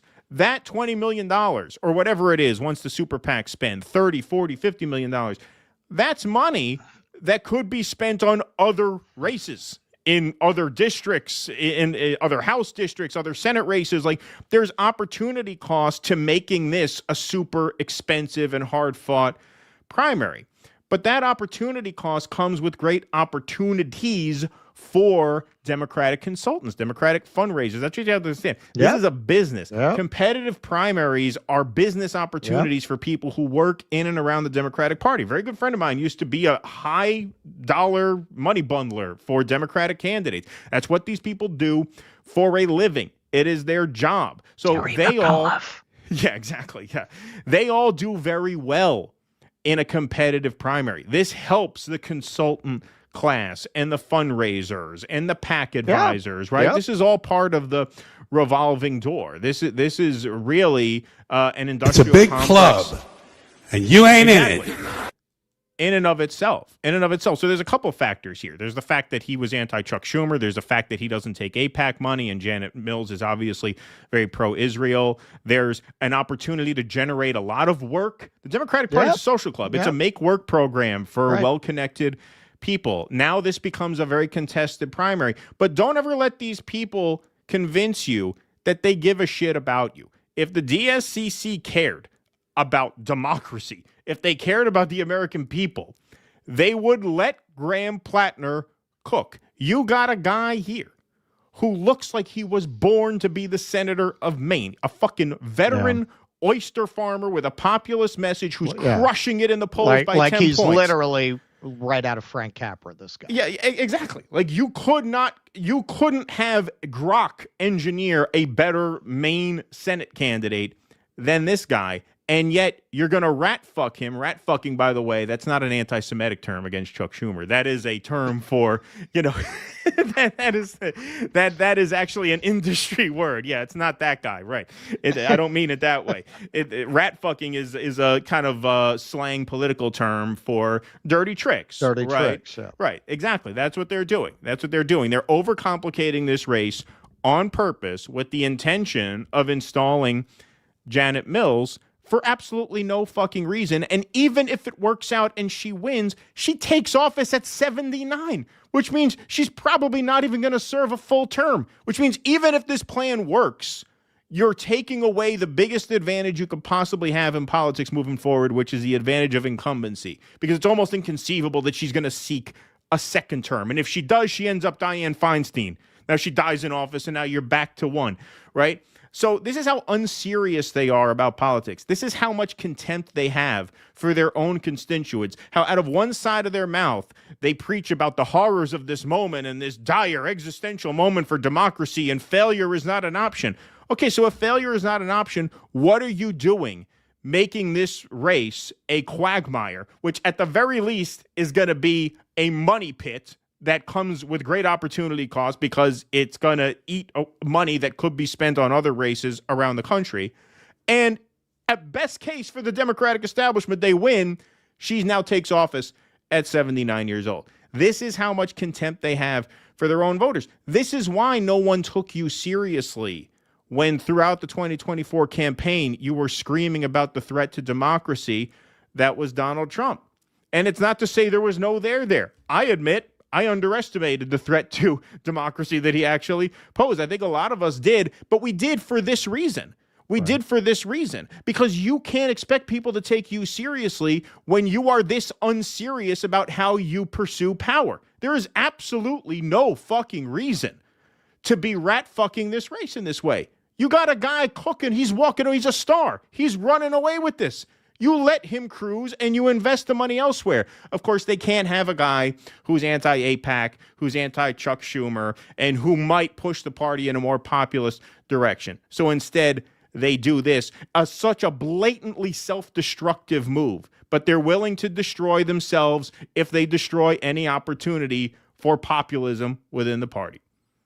Right. Well, this is, if you just look at the big picture, what happened to both the parties is billionaires, oligarchs, and corporations stole your country from you. Right. When we did the Malay thing the other day, we covered a report that Citigroup back in 2005, where they are eager for an economy that only caters to the wealthy, where the average person doesn't really count, so they don't have to worry about them. And the one thing they were worried about is voting. They saw voting as the threat to investors, Right. So how did they deal with that? They completely undermined the political process, partly by infiltrating both parties. That is why the Republican Party of Eisenhower, or frankly, even of Nixon, who proposed a universal basic income and a universal health plan that was to the left of Obamacare, that party doesn't exist anymore. That party was not convenient to oligarchs. They elevated the worst, most reactionary white nationalist elements, with Trump's ascension being the apotheosis of a long process of subverting the Republican Party into that party. On the other side, they elevated people who have nothing to say other than identitarian causes that don't in any way threaten wealth. And also a lot of rich people like it because rich people always, deep down, they feel guilty. So they want to justify their wealth. They don't want to justify it by no longer being atop a grotesque, unequal system that causes mass poverty, miseration, and desperation. They don't want that. So and they can't signal with religion anymore the way they used to endow churches and chapels and that kind of thing. That doesn't play anymore. So they need the ideology of identity to virtue signal off of. That's why you would see Goldman Sachs and Amazon embracing these ideas. They turned the Democratic Party into something that at one time had a president who gave that For Freedom speech that Platner is echoing here. And they turned it into what? They turned it into a party that you could credibly run against on a they-them ad that was absolutely devastating. Because what's the underlying truth there? Yeah, that is all they care about. Whatever you think about that particular issue, the reason that was so devastating was because it was an indictment of the party not having any other particular concerns. And that's exactly how it's meant to be. Look at that. Look at the videos that came out of the DNC chair race. It was ridiculous. It was ridiculous. This is in the wake of losing to Donald Trump. They're going through these rules about identity and gender that nobody can even fucking understand. In the end, they pushed out David Hogg on the premise of that for very mildly suggesting maybe the party shouldn't be a gerontocracy. This is something that extends to both the parties. It is two different mousetraps for two different kinds of mice. The people who are attracted to identitarian virtue signaling, they subverted the old workers' Democratic Party so that it would only focus on those things. You have entire generations that have been raised not even understanding that is the barest surface of left philosophy and not the essence of the thing itself. And they took the Republican Party, which, had a legitimate critique of dependency at one time that you could accept or not accept, but it was a legitimate economic philosophy brought to the table, honestly, and they turned them into a bunch of reactionary white nationalist crackpots, which, again, what's the purpose? To neutralize the threat to actual wealth, power, and corporations having a free hand. Exactly. And if you look at Janet Mills's her opening tweet of the campaign was, "I'm the first woman elected to that's it. That's their go-to." All right. Can you read a couple super chats? I have to step away for a second. You see it in the starred column there? Yep. All right. I'll be right back. Okie doke. Starting with the Yuppies, right? Yep. All right. The Yuppies. I wrote a Substack article called "One Day Everyone Will Have Always Been Against This." Substack Bobby D. I need an editor. Thanks, Russ, for the title. Still working on my writing. Love you guys. Oh, that phrase did not originate with me. That's somebody did actually originate it. It's entered into common usage. I don't know exactly who coined it though. Somebody did. Cesar 78. What are your views on what RBN and Nick's position that Mamdani is already selling out to the corporate Dems and on Venezuela and siding with the capitalist class? What you all do, and hashtag still free Palestine. We agree with him. I said the first time I met Mamdani, frankly, I didn't really like him. I asked him a question about how you can expect people who got burned by Bernie to support him. You can go back. We have it. If you look up the Tesla protest coverage, you'll find it. Yeah. And he was very evasive. Well, he literally said he had to go. He says, "All right, I got to go." Yeah, I have an interview with Crackhead Barbie. Booked. Yeah, I have a half-naked woman over there covered in baby powder waiting for me. Exactly. So I agree with Nick. I'm simply making an argument. He's the best you're gonna do, and if you're gonna argue, if you actually live in New York, I'm not gonna vote for that guy. You're arguing for accelerationism because obviously it's a lesser of two evils argument. It always is. Frankly, even if you had a communist revolution where you vote within the party, where you have that kind of limited democracy, what do you think? You don't vote for lesser of two evils within that context? Right. Like that's always going to come up. If it was Nick against Tusker, who would you vote for? Right? You have to pick a lesser evil. Right. There you go. Yeah. There you go. Exactly. All right. I think we can move on. All right. Where'd you? Okay. I guess we're on Jim Taleb. Thanks for the $3 super sticker, Jim. Appreciate that. All right. What do we got over here? Abiding says Jennifer Welch brings on Dem hacks to rehabilitate their images before the midterms, but they consistently fail to take the fucking hint. Yes, we have some of that too. Life at last. Salutations from the other side. Thank you, Tommy D. Holy shit. I know what that's from. Keaton doesn't. No. That's a Phantom of the Paradise reference. Oh, okay. Oh, there you go. I bet AOC and the Fraud Squad were a firm yes on Jeffries. Yeah, I don't know what they answered. We should do that for Halloween. It really is probably my favorite movie of all time. All right, why not? Why not? You know how much I like that movie? What's that? Oh, you have the poster there in the office. There you go. Yeah. Nice. All right. Let's move right on along here. Here to counter the woke halftime show, says Xander Varkov. You guys should do a stream with 15 minutes of the DD Boogie Woogie. There we go. Yes, exactly. All righty. Let's move on right along. Okay, hang on. Young Republicans. Yeah. He was a young Republican. All night. I want the young Republicans. All night with a fat chub chaser. So, Politico dropped this, made a lot of waves. I love Hitler. Leaked messages expose young Republicans' racist chat. Leaders of young Republican groups throughout the country worried what would happen if their Telegram chat ever got leaked, but they kept typing anyway.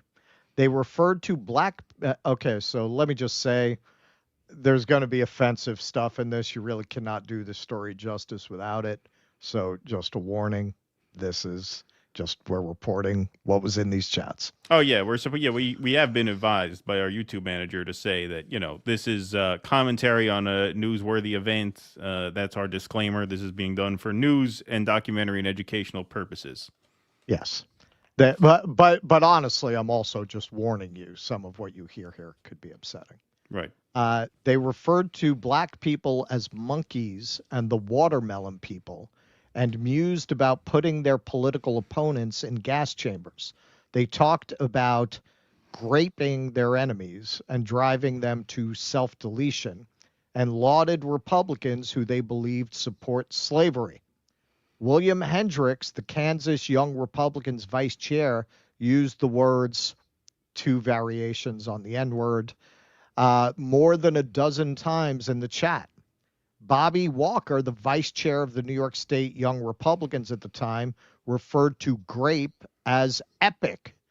Peter Gunta, who at the time was chair of the same organization, wrote in a message sent in June that, quote, everyone that votes no is going to the gas chamber, unquote.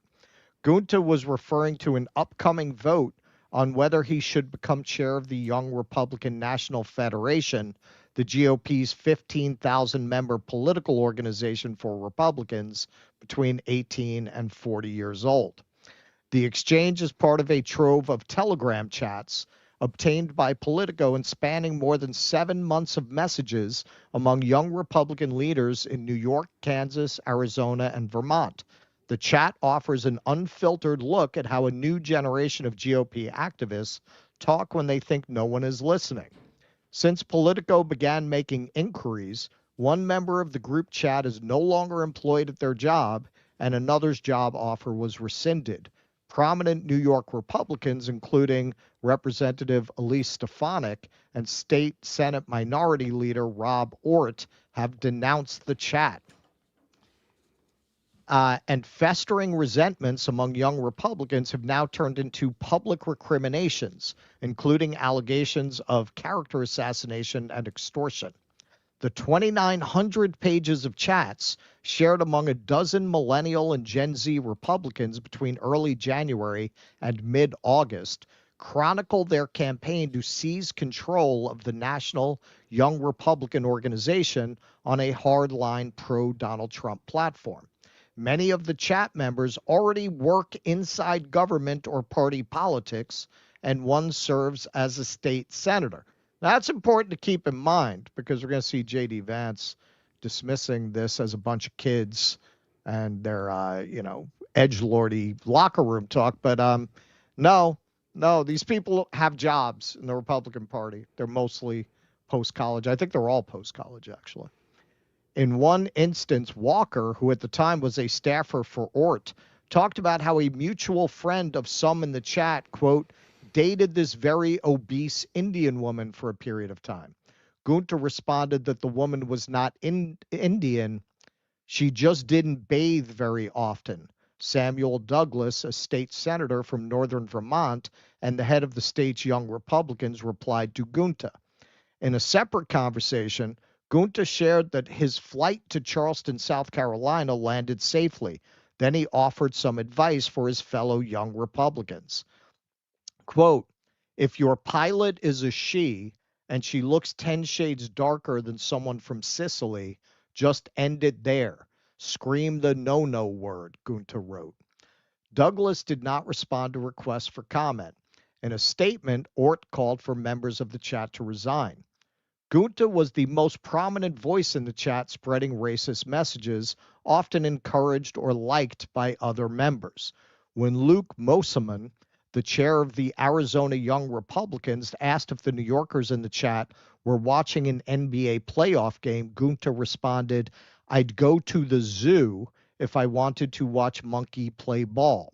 Now, I'm getting into these examples because I want you to keep this in mind because you're going to see a lot of people trying to argue this is just kids playing around or things are being taken out of context. There's no way to take that out of context. There is no, they're picking things that you could plausibly maybe say was an edgelordy joke, but taken as a whole, you could only see it that way if you're prepared to extend benefit of the doubt. And that benefit of the doubt evaporates when you look at these chat messages as a whole. How is that funny? How is that a joke? How is that even ironic or sarcastic? These people are just racists. They're just reveling in denigrating people who are not like themselves. What do you think the over-under is on comments we're going to get on this video saying that these people are actually not racist? I would give that 100% based on experience. I'm talking about the over-under in terms of the number. No, we're definitely getting some. I would put it at 30. Oh, how many we're going to get? Or what the percentage 30. is? Over-under probably a little higher, probably 50. Yeah. Well, because as the losers gravitate toward these clips. They like trolling these. I was clips. just going to say that because as we're going to get into, the people on this chat exchange are clearly losers, right? And other losers are going to jump up to defend them, who probably have similar physiques, as we'll see. Gunter elsewhere refers to black people as the watermelon people. Hendricks made a similar remark in July, quote, bro is at a chicken restaurant ordering his food. Would he like some watermelon and Kool-Aid with that? Hendricks was a communications assistant for Kansas's Republican Attorney General Chris Kobach until Thursday. He also said in the chat that despite political differences, he's drawn to Missouri's Young Republican Organization because Missouri doesn't like bundles of sticks. Someone in the chat staying in a hotel asked its members to guess what room we're in. 1488, Dwyer responds. White supremacists use the number 1488 because 14 is the number of words in the white supremacist slogan, quote, "We must secure the existence of our people and a future for white children." H is the 8th letter in the alphabet, and 88 is often used as a shorthand for Heil Hitler. In another conversation in February, Gunta talks approvingly about the Orange County Teenage Republican Organization in New York, which appears to be part of the network of National Teenage Republicans, and how he was pleased with its young members' ideological bent. They support slavery and all that shit. Mega based, he said. Okay. All right. So now this is something that is really predictable to us anyway. When we see who these people are, that these are the same people who take this seriously. I have a doctorate in psychology. Not many of you knew that, did you? I know all these other geeks go to uni and get their little piece of paper. I learn on the streets. Street psychology.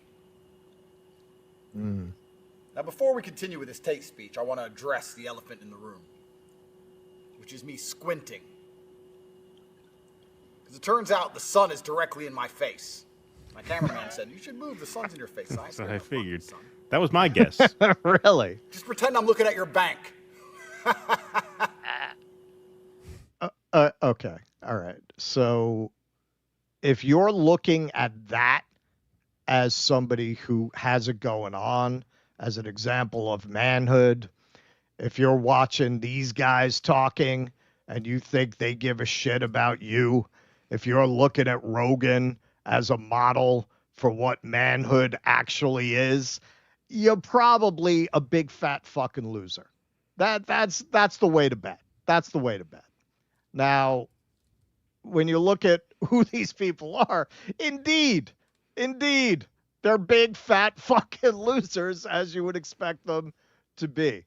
On the left there, that's Gunta there. On the right, that is Walker. Yeah, that's Bobby Walker. Oh, look at this guy. This is William Hendricks here. These are the people who are making fun of other people. You must be almost 30. Have you ever kissed a girl? Yeah. That. Oh, no, there are some women there.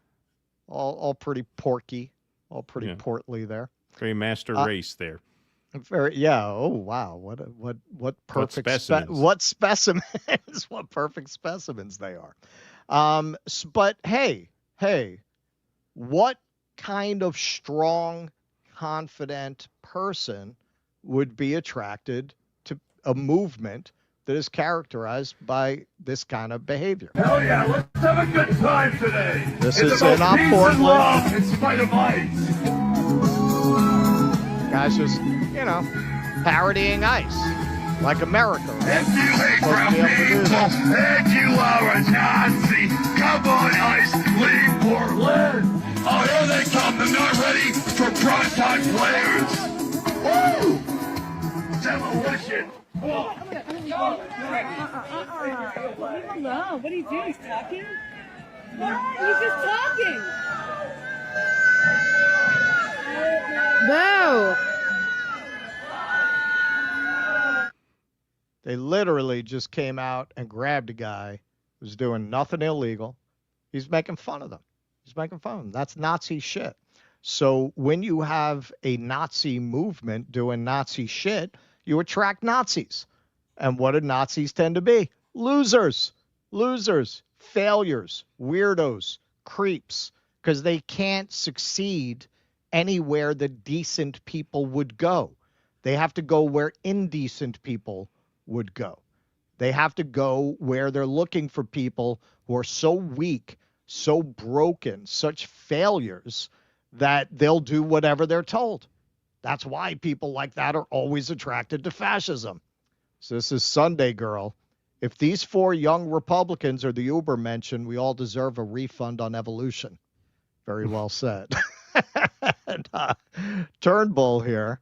For me, the most notable thing about the young Republicans' racism scandal is not that they say racist and anti-Semitic things in private, which frankly is not a surprise. It's how they're all so fat, yet feel confident enough to ridicule other people's appearance. Yeah, isn't that, Well, they're not funny? confident. That's why they ridicule other people's appearance. Of Because they're course. not confident. Right. Of course. The whole Look at point. them. Look at them. Yeah. Look at them. Aren't these the what happened? Where are all the AI memes about how the hormones are making them gay? Where's all that about these people? They're Republicans. They're Republicans. Where are all the memes of RFK saying we want to get to the bottom of why what's making the kids all fat and gay? Looks like it's the Republicans. Well, no, I mean, it's interesting because, I thought of RFK because, people share, people used to share, photos of him shirtless and ripped, as if he's a role model. Well, guys like you just saw in the photo, those are people who they want to be RFK, but the thing is they can't afford private chefs, personal trainers, and testosterone replacement therapy.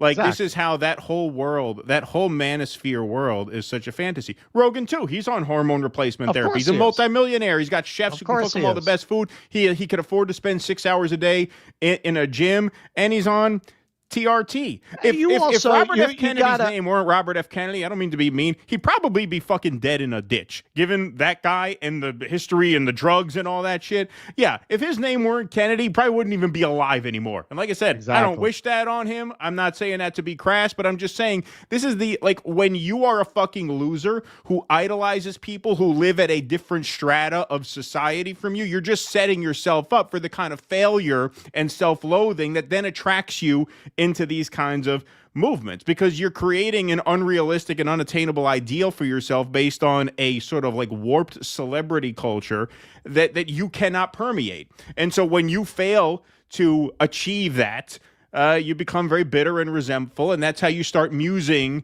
about how epic it is to sexually assault women, right? Right. Exactly. Look, man, as you say, you look at somebody like RFK, you look at somebody like Rogan. Rogan's a little younger. It's possible to have a body like that without the aid of chemistry. You would have to build your life around exercise and diet like Jack LaLanne did to be built like that in your 50s without any kind of chemical. As far as RFK goes, that's impossible unless you're fucking with chemistry.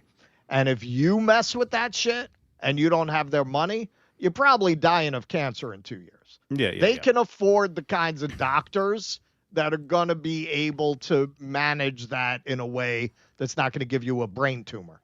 But for you, the average schmuck, you're not. That's not happening. Man. The average schmuck, you can't even get involved with that shit anyway. Jock like you can't even access that shit. The average person. No. Yeah. No. We are. This is from the Young Republicans National Federation, disowning them. We are appalled by the vile and inexcusable language revealed in the Politico article published today. Such behavior is disgraceful, unbecoming of any Republican. Have you noticed what's happened to your party? Unbecoming of any Republican. Yes. And stands in direct opposition to the values our movement represents. Those involved must immediately resign from all positions within their state and local Young Republican organizations. We must hold ourselves to the highest standards of integrity, respect, and professionalism. Forgive me if I'm wrong about the state. I believe it's Kansas has shut down their Young Republican chapter. So here's Mike Davis quote tweeting this. Stop being giant pussies. Stop playing by the left's rules.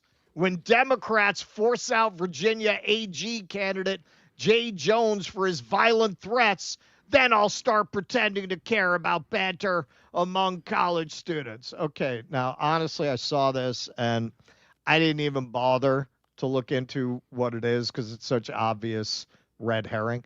Like, I don't know who this guy is. Maybe he said some fucked up shit. One guy saying something is very different from having it revealed that systemically your whole young Republican up-and-coming organization is full of white supremacist, racist, sexist, wannabe Nazis. It's a little different. A little different. Even if I don't even know what he said. But even if it was the worst thing you could imagine. I saw some tweets with some text. And look, if you're running for attorney general, I do take those things seriously because the attorney general, as we know, has tremendous power over the public. And so, yeah, he probably should withdraw. But the thing is, this is the game they always play. What? I mean, why is it one or the other? Right, exactly. Like that's why I don't even really care. Right. Like, oh, okay, I don't care what okay, sure. He should withdraw. That has nothing to do with what we're talking about right now. Like the whole idea, I don't want to hear anything about free speech because Biden censored people. Okay, well, dipshit, you guys were elected to be better than Biden. Exactly. There's no point in you citing how bad Biden was if you're going to be just as censorious. Like that's not what you were elected to do, right? It's such a cop out. I don't want to hear you complain about me doing horrible things because you do horrible things as well. Okay, so all right, so what are we supposed to do? We may as well just not talk about this because everybody's horrible, right? Yeah. All right, so here's Xavier DuRousseau, Israel's favorite black agent in America over here. I really don't care if a handful of overweight trolls in a group chat make a Nazi joke. The Young Republicans Politico hit piece, and apparently your patrons don't either, because we haven't heard anything from them. Yeah. The Young Republicans Politico hit piece just showed a handful of unprofessional bad apples. Just a handful across 4 different state organizations, 1,900 chats, one in elected office, several working within the Republican Party professionally. It's just a few bad apples. Meanwhile, young Democrats murdered one of our leaders, shot the president, and burned down cities. Okay, so I want to remind you of who Xavier DuRousseau is and how little pride he has in himself. This is from Max at the Gray Zone.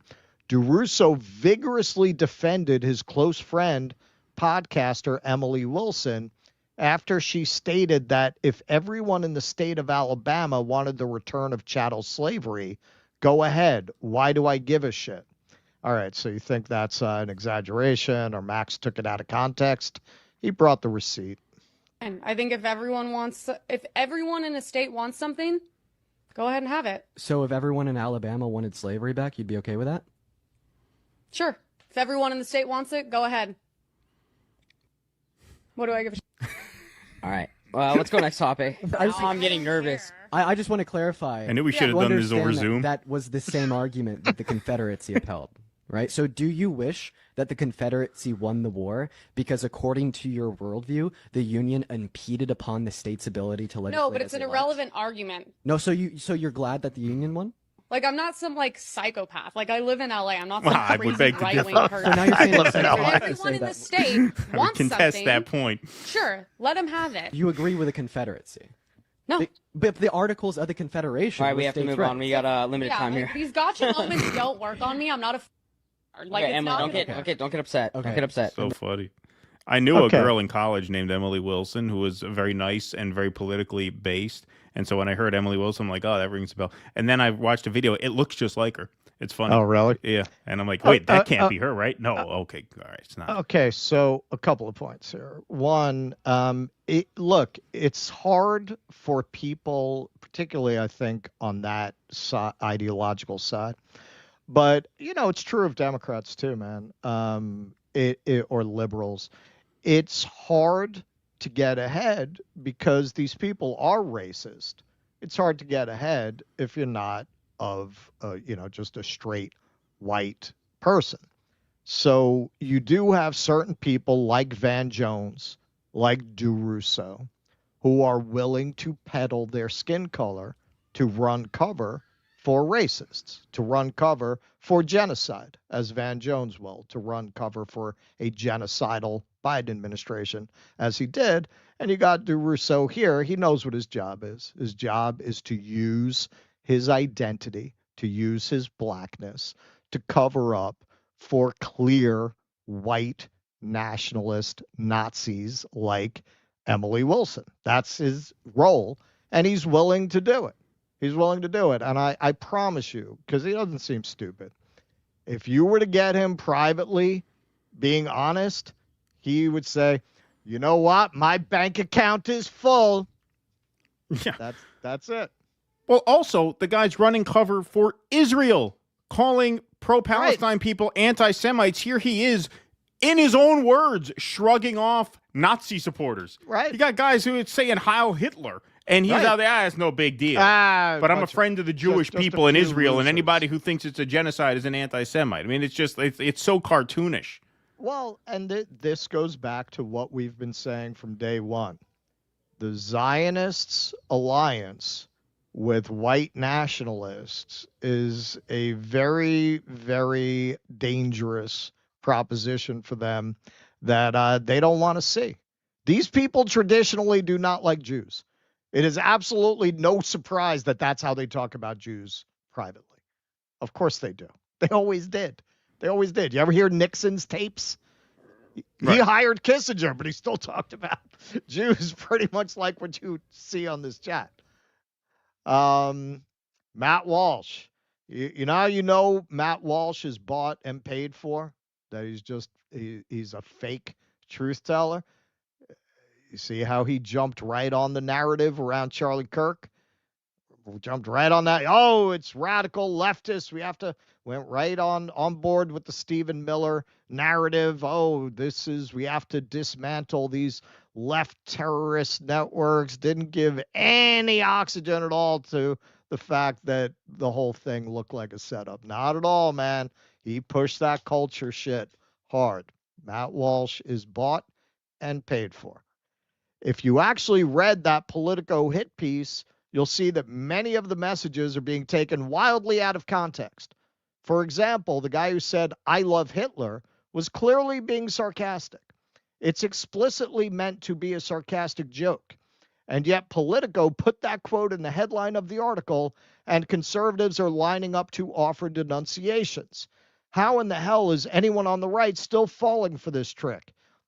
How have you not learned by now to take absolutely nothing from the leftist media at face value, especially if it's a blatant political hit piece? Now, I'm going to be honest with you, man.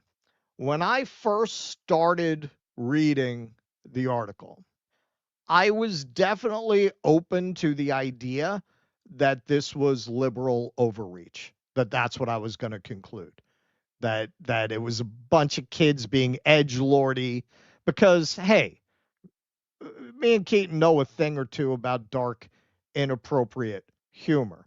This is the difference. If me or Keaton were to text the other, I love Hitler, given the context of our views and our politics, it would be more plausible to say it was a sarcastic joke than to say that we were actually, trying to profess some kind of love for Hitler. But in context of everything that we've read, and we have here the chain that he's talking about, it is not plausible that it was just like it's a joke, but the joke is a joke in this context because they do love Hitler, and the joke is coming out and saying it that way so blatantly. That's the joke in the context of this crew. I had some back and forth with the VC in Michigan. Current chair is a deer in headlights. We have a call Wednesday. PG, many agree. AD, he did say, my delegates I bring will vote for the most right-wing person. PG, great, I love Hitler. So this is Alex Dwyer, Peter Gunta, and Rachel Hope. Of course, Peter Gunta with the great, I love Hitler. It's a joke, but not the kind of joke Matt Walsh is suggesting. It's, hey, isn't it funny I'm coming right out and saying the soft part loud? Yeah, it's like a little edgelordy, but it's in a context of these are people who text each other because they're very excited that they're in room 1488. That's who's saying it. Right. So here's JD Vance trying to do the this is all woke stuff. This is all just people being woke thing. focusing on what kids are saying in a group chat. Grow up. I'm sorry. Focus on the real issues. Don't focus on what kids say in group chats. But there's another angle to this that I just have to be honest about. I mean, I'm like an old guy at this point. I'm 41 years old. I have 3 kids. I grew up in a different world, right? Where not most of the stupid things that I did when I was a teenager and a young adult, they're not on the internet. Like, I'm going to tell my that kids, couch was especially 19. my boys, don't put things on the internet. Like, be careful with what you post. If you put something in a group chat, assume that some scumbag is going to leak it in an effort to. I always stayed out of Bob's Discount Furniture because of the temptation. That was all new stuff. Try to cause you harm or cause your family harm. But the reality is that kids do stupid things, especially young boys. They tell edgy, offensive jokes. Like, that's what kids do. And I really don't want us to grow up in a country where a kid telling a stupid joke, telling a very offensive stupid joke, is cause to ruin their lives. And at some point, we're all going to have to say, enough of this BS. We're not going to allow the worst moment in a 21-year-old's group chat to ruin a kid's life for the rest of time. That's just not okay. Like, we live in a digital world. This stuff is now etched in stone online. We're all going to have to say, you know what? No. We're not doing this. We're not canceling kids because they do something stupid in a group chat. And if I have to be the person who carries that message forward, I'm fine with it. All right, so he's trying to go to their comfort zone. It's an anti-woke argument. These are just horseplay. These are just kids messing around. You know, one person made a point in the Politico article that was right. And this is what I'm saying, man. I'm not completely dismissive of the argument. And I did a lot of segments about it during the height of cancel culture, about interrogating shit that people tweeted when they were 16. But the difference was, usually in those cases, these were views they no longer held. These were things that they had outgrown, that they were being targeted for from 10, 20 years before. That's one element that he's eliding. Also, he's not even really characterizing this properly. Also, I just have to add before we move on from that, you're talking about an administration that is trying to deport a woman for writing an op-ed asking for her school's, the board, to vote on a resolution passed by the student government, right? So it's, we don't want to ruin people's lives over their worst moment. Well, you're trying to ruin a woman's life over an op-ed in a school newspaper. You're trying to expel students for criticizing the policies of Israel, much less no bigoted statements. Yeah. How many people got thrown out of their universities because of you fruitcakes for having an opinion from jobs, having job invitations, job offers revoked. Right. Right. Of course. Yeah. They just don't want you to get thrown out of the public square for being revealed as a Nazi. Yeah. At least not if you're a Republican. If this were a Jewish Voice for Peace text thread, they'd be checking everybody's papers and deporting whoever they could based on these text messages. We will get to that. Yeah. The group included leaders of state young Republican chapters from New York, Kansas, Arizona, and Vermont.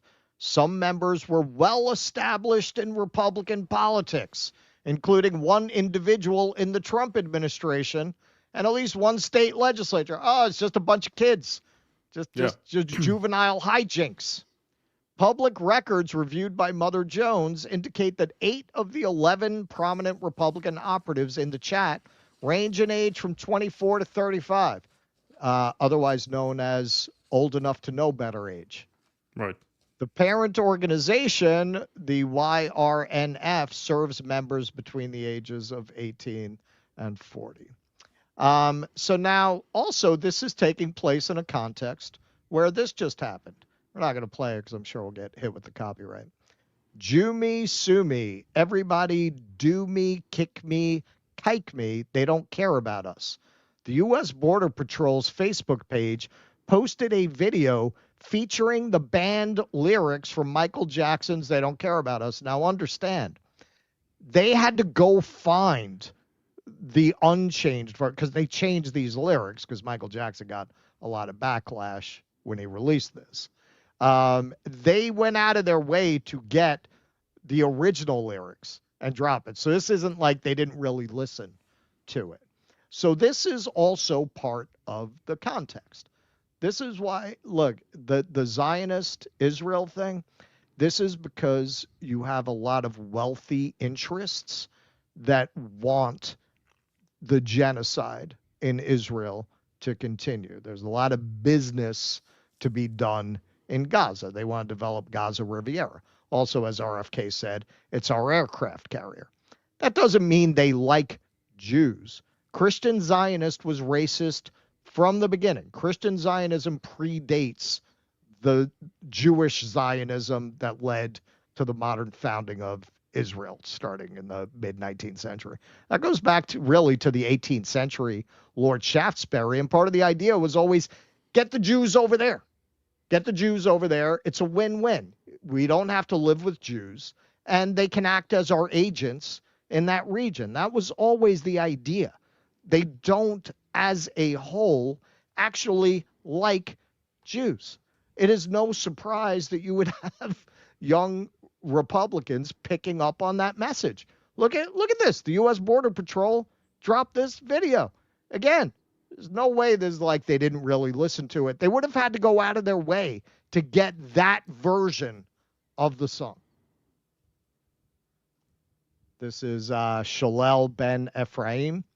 It has been absolutely fascinating to see all these Zionist anti-Semitism fighters ignore entirely the worst anti-Semitism scandal from a major American party in history.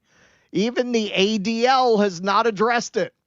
Think how outraged they were by the recognition of a Palestinian state, for example. That is because they are in no way interested in fighting anti-Semitism. They are only interested in Israel, the Palestinians being oppressed, and in Trump winning elections. Jews in America and their safety mean nothing to any of these people. There is no fight against anti-Semitism by Jewish organizations. It is just a weapon they use to further the genocide and destroy American democracy. That is all. And Ryan Grimm quote tweeted this. Imagine if a Students for Justice in Palestine group chat dropped and it was even 10% of this. They'd put them all in alligator Alcatraz by sundown. And of course, that's really the most bitter pill to swallow about all this. These are the people who have been shutting down wokeness for everyone except one group. You got to go get anti-Semitism training now at these Ivy League universities. Any pro-Palestine protest is going to be treated as anti-Semitism at a lot of the top universities in the country. You have all of this money going into studying the question of anti-Semitism. It's the one DEI area that the Trump administration loves. And they have not a fucking word to say about this. Since Elon got the call about whatever the fuck video they have from the island on him, if you use X, it's one crazy Zionist account that you don't follow after another. I haven't seen one of them say a fucking word about this, other than to defend it as DeRusso did. Yep. Absolutely. If this were, even if this weren't a obviously, student for justice in Palestine, if this were Jewish Voices for Peace. Jewish Voice for Peace? Oh my God, if something like this came out, oh my God. They destroyed Jeremy Corbyn for much less. Much less. Nothing even in the same universe as this. If this were the British Labour Party, which isn't even a left organization. He was just complaining about a bad pastrami sandwich. Yeah, exactly. Like, it's just, the double standard is just so absurd. It's so absurd. Like, they have zero credibility whatsoever, and that's why it's important to highlight stories like this, because these are the same exact people who are going to call you an anti-Semite for opposing genocide. But they're going to soft pedal it with I love Hitler chats. I mean, it's laughable, man. It's laughable. This is what I mean. Like, this whole chapter in history has really just solidified for so many people that the dynamics of the world are just might makes right. That's it. Like, this is what empire is. You can be this brazenly hypocritical and wrong in broad daylight. It doesn't matter, because who's going to do anything about it, right? Like, that's the lesson that they're teaching the world. That's what Israel's teaching the world, right? And so, yeah, it's just it's quite amazing to see that. Quite amazing. All right. Stoop Sign says, one of my friends got a medically necessary circumcision at 7. He told me the story when we were 9. It stuck with me. Yeah, definitely not pleasant for a 7-year-old or for a baby. But the thing is, when it happens in your third day of life, you forget. Like, I don't remember my circumcision. I'm sure it wasn't a great experience, but it left no mark on me because I don't remember it. Watch new South Park, Peter Thiel, 6'7". Yeah, nobody was talking about that. We were going to maybe cover that, but it didn't really generate any conversation, so I have not seen it yet. I probably will tonight, though. Eric Husso, so with Kami Mamdani, are we getting public executions in Central Park? A la Chris Matthews. That's right. I'm surprised they haven't played that clip on MSNBC. No one person will ever change anything for the peasants. The system won't let it. Thanks, Nina. Appreciate that. And so goes on the Hero Factory. Thank you, Vianticus Prime. Appreciate that very much. Okay. That Maine candidate sounds just like Guantanamo Gator, says Albu Kid, the guy who dressed up in costumes like a giraffe and alligator. He has a karaoke machine and sings to Ice. He got detained recently, but yeah, we just showed him. Played that. Yeah, he does kind of sound, the voices do sound the same. He's got that low, gravelly voice. Cool Blue, he's our election correspondent. Thanks, Cool Blue. 2026 Democrats should be able to unseat Republican Senator Susan Collins in Maine just on the strength of its first congressional district, Portland. It votes like California, the Dems' number 5 best state in 2024. Thank you, Cool Blue. Yeah, I mean, I think they'll win no matter what. There's already such a wall located in San Antonio, right across the road from the old Kellack Park and Ride, right on the other side of the fence of Lackland AFB. All right, well, we'll set up there. Boom, we already got it. We got a location. All we need is a banner. These intend to never stop controlling who precisely is allowed nomination to office. Thank you, Cool Blue. Appreciate that. All right. Bonzo Kilborn says a little something to help you grifters make it into that 3%. We all know that's what you're really after. Dare to dream, gents. Dare to dream. Thank you, Bonzo. Appreciate that. Dorian Marquis says, per Huey Newton, his vision evolved to national politics via building local alliances. Don't display guns and no profanity. Internal conflict ensued. Otto Carnage, craft beer is beer that costs twice as much as regular beer and is made by crafty people. Thank you, Otto Carnage. Jolly Man Big Boy says, did you see James Lee's videos covering Barron's Google search spikes regarding the Charlie Kirk incident? Tyler Robinson and the Losey Center had a spike in searches in D.C. the day before Kirk's murder. No, I didn't. You know what I did see? He just dropped this about how there were searches a couple of months before from an Israeli IP of the doctors in that particular hospital in Utah. Oh, wow. That's crazy. That's really crazy. It's Vito P. Uhuru, comrades. Uhuru, Vito. Russell's got the Uhuru shirt on. Thank you for the expose on racist assholes. Cancer sucks. You all rock. Thank you, Vito. Appreciate that. We got to plug my tour today. Okay. The China Shell says, anyone who's interacted with Republicans in the last 50 years isn't surprised at the contents of this group chat. Yeah. I mean, just go on X, man. I mean, that's how they talk openly. Oh, yeah. Like, what did you think? How did you think they talk when they think nobody's watching? Yeah, exactly. All right. We will move right on along here. All right. So some more Democrat talk for today. Cory Booker went on the I've Had It podcast, Libs in Revolt. That's the theme of the show today. The I've Had It podcast starts asking Cory Booker about taking AIPAC money. And is that a problem? Here he is. Full of people that don't take corporate PAC money. I don't understand my Democratic What Party. about I'm one of a handful of people that don't take corporate PAC money. I don't understand my Democratic what Party. about AIPAC money? You take AIPAC money, don't you? A minuscule percentage of my resources come from I read it's like 800,000. Yeah, but that's a lifetime number of raising tens of millions of dollars. Let me give you the right stat. My pussy's cheap. That's what he should have said. It's because my pussy's cheap. Exactly. Like, the amount is such a red herring. It doesn't matter. Like, you are a pro-Israel voter in the Senate, which means they know that whatever amount they gave you, you're cool. It worked. Right? It worked. So, like, the amount is fucking meaningless. Whether it's 800,000 or 8 million, they bought you. They bought you. The fact that you were sold that cheap is a reflection on, how cheap your pussy is. Really. I mean, it's the Tim Dillon joke. Like, all you're saying is I sold out for $800,000. I didn't even get $5 million out of them. That's all that means. That means nothing. The majority of my money comes from small dollar contributions. Yeah, My that last means report, nothing. I think 76% of it came from people that gave $25 or less. Oh, Again, wow. we could pick at each other, or we could do what we need to be doing right now, is joining in a chorus of conviction to condemn it. And again, I'm a child of civil rights activists. You think Malcolm X and Martin Luther King agreed on everything? No. But when it came to I know Malcolm X wouldn't take AIPAC money. I can tell you that. I can tell you Martin Luther King wouldn't take AIPAC money. I can tell you that much. And if they did, they wouldn't be saying it was only a couple $100,000. fight, they joined together and created a movement that was successful. And that's really what my focus is. And as the only person in the caucus that lives in a low-income black and brown neighborhood below the poverty line. I still remember when some progressives from the suburbs came down to protest me, and they were literally chased away by my neighbors because we are in an urgency. Every day I see it. We are in an urgency where real people are getting hurt. When I go up and down in New Jersey, they don't care about the fact that I took 1% of my money from some group. They care about real people are getting hurt in Gaza. Real people are getting hurt in Palestine. Were those progressives from the suburbs, were they complaining about that? And your moron supporters chase them out? We see moron supporters chase people out of town halls all the time. Moron Nancy Pelosi, boomers, moron Kamala supporters.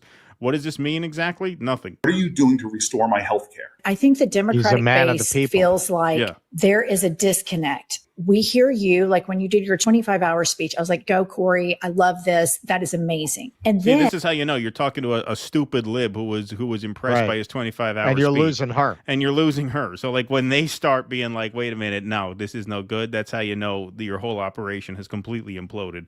Anyone who was impressed by that 25-hour speech should be in your corner forever no matter what. That's how dumb they are. But when you lose them, that's how you know you got a big problem. there's a photo shoot with you with Benjamin Netanyahu. And I was just like, what in the actual fuck? Like, how can he do that? It was heartbreaking. I felt betrayed. Yeah. And hang on. And that doesn't just happen in an echo chamber. Democrats like you, where the base, we should make each other better. It's not a purity test. We want credible messengers. Because when we are down the middle, beholden to corporate interests, we leave this vacuum. And that's how fascism has flourished. For myself and a lot of our listeners, when I saw the picture with Benjamin Netanyahu, I felt like it diminished your 25 hours. That's how it felt to me. Was that Emily Jasinski's mom on the right? Yeah, I don't know. Jennifer Welch, she's the woman on the left. She's the host. I don't know who the other one is. But that was one piece of it. And then here's the other piece. This is the piece that went super viral here. What is that? Almost 8 million views on the main tweet. This is her asking him very simply, is Benjamin Netanyahu a war criminal? The war criminal, Benjamin Netanyahu. Do you think he's a war criminal? Again, these are questions. Yeah, we understand. These are questions. That's a Democrat answer. Is Benjamin Netanyahu a question? Well, let me tell you something. That's a question. Sounds like a Kamala answer. Do you think he's a war criminal, Benjamin Netanyahu? Do you think he's a war criminal?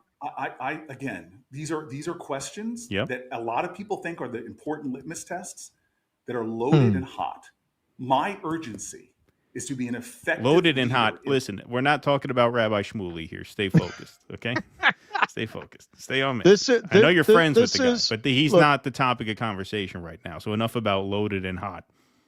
A lot of people say what they do over there, they're going to do over here. So I just want to let you know what they did with the beepers over there.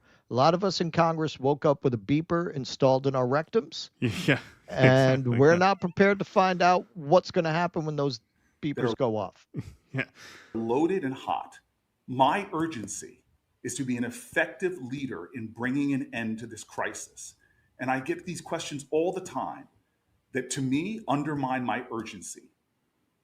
And I think the thing that Democrats get so frustrated with, where we are right now, where you see like the Zoran. They undermine our so you could see her like the urgency of now. It's all Yeah. it's all those fucking platitudes and buzzwords. It's all they have. It's Yeah, consultants speak. Yeah, and this is something that clearly used to work on this woman. Like you see her reaction to when he says that. Undermine my urgency. She's like, I think the thing that Democrats get so frustrated with, where we are right now, where you see like the Zoran Mamdanis and the Graham Platners rise up, because they can go on podcasts and you can say, do you think Benjamin Netanyahu is a war criminal? And they just say, yes. And that's the end of it. It's not all of the rhetoric answering. It's like Exactly. what happens to Democratic politicians. Wow, They only go took you 10 years to figure that out. Great job. So when you ask someone like Graham Platner, is he a war criminal? He says yes. When you ask Cory Booker, is he a war criminal? You say, well, that's a question that undermines my urgency. Wow, it took you 10 years to figure out these people are full of shit? Wow. Wow, I mean, welcome, I guess. through this like prism, and then we can't ever get like the answer to yes or no conversations like you do with Bernie and others. And that's the frustration for the Democratic Do I think base with Netanyahu is leadership. worse than Trump? Yes. Okay, well, but he still won't call him a war criminal. Why? Because the ICC called him a war criminal. And so if he sides with the ICC against Benjamin Netanyahu, he's not getting any more AIPAC money. There it is, $871,000, 563. Also, here he is posing with Yoav Gallant, the Israeli Minister of Defense, for a nice chummy photo after the ICC arrest warrant was put out for him. So that's why he can't be so direct. That's why he has to say Netanyahu's worse than Trump. He can't say, yes, he's a war criminal, because if you say, yes, he's a war criminal, well, here you are, cheesing it up with the war criminal. There you are again, cheesing it up with the war criminal. Wait, where are you? Oh, you're hiding behind the third guy from the right. Notice Cory Booker wanted to pose with Netanyahu, but he knew it was going to look bad if he posed with Netanyahu, so he figured he'll have it both ways. He'll tell AIPAC, no, I was there, I took the picture, but he'll try to hide from view. Mehdi Hassan tweets, That's amazing. in a just world, every one of these Democratic senators would be primaried, especially the hypocritical Cory Booker, who is wisely trying to hide his face in this picture. How much of a douche do you have to be? Yeah. Third guy from the right, you could see Cory Booker standing behind that guy, whoever he is. Netanyahu is wanted by the ICC, a far-right authoritarian, and kills innocent Palestinians on a daily basis, including today. Yes, this was July, well after the arrest warrant was put out. And there's Cory Booker trying to have it both ways, posing for the picture for AIPAC, but hiding from the camera for his constituents. And of course, during election season, Cory Booker is even more obtuse than he was on the I've Had It podcast. Here's Max Blumenthal backstage at the DNC. This is how much Cory Booker actually cares about this question. Senator Booker, why have the Democrats just done so little to exercise leverage against Israel while it's... When somebody starts out with the Democrats, I know they're divided. President Biden. Do you Why? think it's AIPAC money? You're a Democrat. It's the convention. How much AIPAC money have you taken over your career? And do you think that's had an impact on why Biden has not imposed a red line on Netanyahu's Project 2025 of ethnically cleansing Gaza? Is it meddling for AIPAC to donate so much money? Oh, yeah. How many Palestinians does Israel need to kill? How many Palestinians does Israel need to kill before you impose a ceasefire? See, so you don't even get the time of day from Cory Booker when he thinks they can win the election while doing a genocide, right? That tells you what he actually thinks. Because if we could push Kamala over the finish line and facilitate this genocide and keep my AIPAC donors happy, then I don't even have to give these questions the time of day. That's his actual attitude towards those questions. He tries to worm out of it on the podcast because now he's one-on-one, and now they have to try and rally the base ahead of the midterms. But that just it shows you how contemptible he is and how little it's working. I have to admit, I never thought I would see a day where you'd see podcast hosts like that kind of wake up to their game.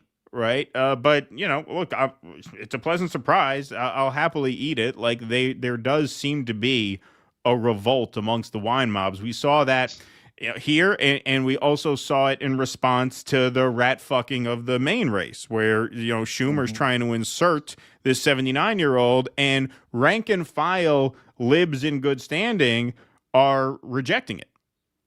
Yeah, there's a couple things going on here. One, many of us predicted, in the early days of Due Dissidence, when we were pretty much a blog, I wrote an article about how this was going to happen. And I think a lot of us who came out of the Sanders campaign saw that coming in 10 years. I mean, that was the general consensus. Like, these libs are going to figure this out when it's way too late in about 10 years, because the country is going to have fallen to such a state that they can no longer avoid the reality of what their choices led to. And here we are, because we all knew that Sanders was kind of your last chance to shore up the system in a way that it could still kind of continue to chug along for a while.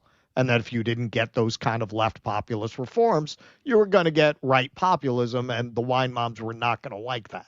And eventually they're going to start to notice that the Democratic Party delivered them into the hands of a right-wing populist movement. Now, they didn't the first time, and that was part of the function of the media and Russiagate and the politicians. Well, that's what I mean. The media pushed Russiagate and racists. So they were able to corral them in with that. It was an aberration. It was some lost tribe of racists we didn't know about. We never had them in America before. All of a sudden, they came up out of the swamplands and voted. We didn't know we had racists in America. It was that, and it was Putin. It was Putin, right? That kept them in the tent. And then when Biden won, they felt vindicated, right? Oh, that was an aberration. Trump 2.0, they can't blame it on Russia. They can blame it on racists, but it's almost irrelevant at this point. The fact is, this party delivered them into the hands of the great Satan once again. So why is this wine mom rebelling now? Because they really hate Donald Trump. Donald Trump really makes them oogie. They're not, for the most part, look, the people who are in the top 20%, they're doing just fucking fine. They live in a completely different economy. They live in a completely different world than most people live in. This is why, even in a place like St. Louis, you got a neighborhood. You got a neighborhood with a cute little barbecue place and a little fusion restaurants. You got that place. You got that they place have mint everywhere. lemonade. They have mint lemonade. That's where you got your little cafe with the little book nook and all that shit, man. You got that pretty much everywhere, man. Those people live exclusively in that world, in that pocket. So to make them uncomfortable, you can only really make them culturally uncomfortable. Donald Trump makes them so culturally uncomfortable that it's making them mad at the party. But even now, there's only so far that extends. They're the same empty-headed morons who Obama ordered to vote for Joe Biden, who voted for Joe Biden. You want to see that in action? They're doing their second No Kings rally this Saturday. And this is a pattern with these people. Any protest movement they're behind has no demands. Once again, It's like the Women's March. It's like the first No Kings March. Again, it's a march about nothing. These are all Seinfeld marches. These are all marches about nothing because they have no politics other than Trump makes me feel oogie. Exactly. All right. We will move right on along here to a second part of this. So we just showed you Cory Booker squirm when asked about AIPAC. And if you thought that was the cringiest response from a Democrat about AIPAC for the week, I present to you Exhibit B. Gavin Newsom. So Gavin Newsom is asked about AIPAC, and he is confronted by the host here. He says he will not vote for someone who takes AIPAC money. And so Gavin Newsom responds by repeating over and over again that it's interesting that you would bring AIPAC up because it's not relevant to him. First to bring up AIPAC in years. Interesting. You're like the first to bring up AIPAC in years, which is interesting. I will not vote for a candidate that takes $1 from AIPAC. It's interesting. It's interesting. I haven't thought about AIPAC. And it's interesting. You're like the first to bring up AIPAC. Again, interesting. In years, which is interesting. Why did I say that? Not relevant to my day-to-day life. Oh, no, it's not relevant. No, it's like not really in the news nowadays. No. I want to run for president, but, AIPAC's not really relevant. Okay. Which is just interesting. Listen. It's interesting you say that. JPAC perhaps more, but AIPAC less JPAC. and less. Okay, fair enough. Which is just interesting. What's interesting about it?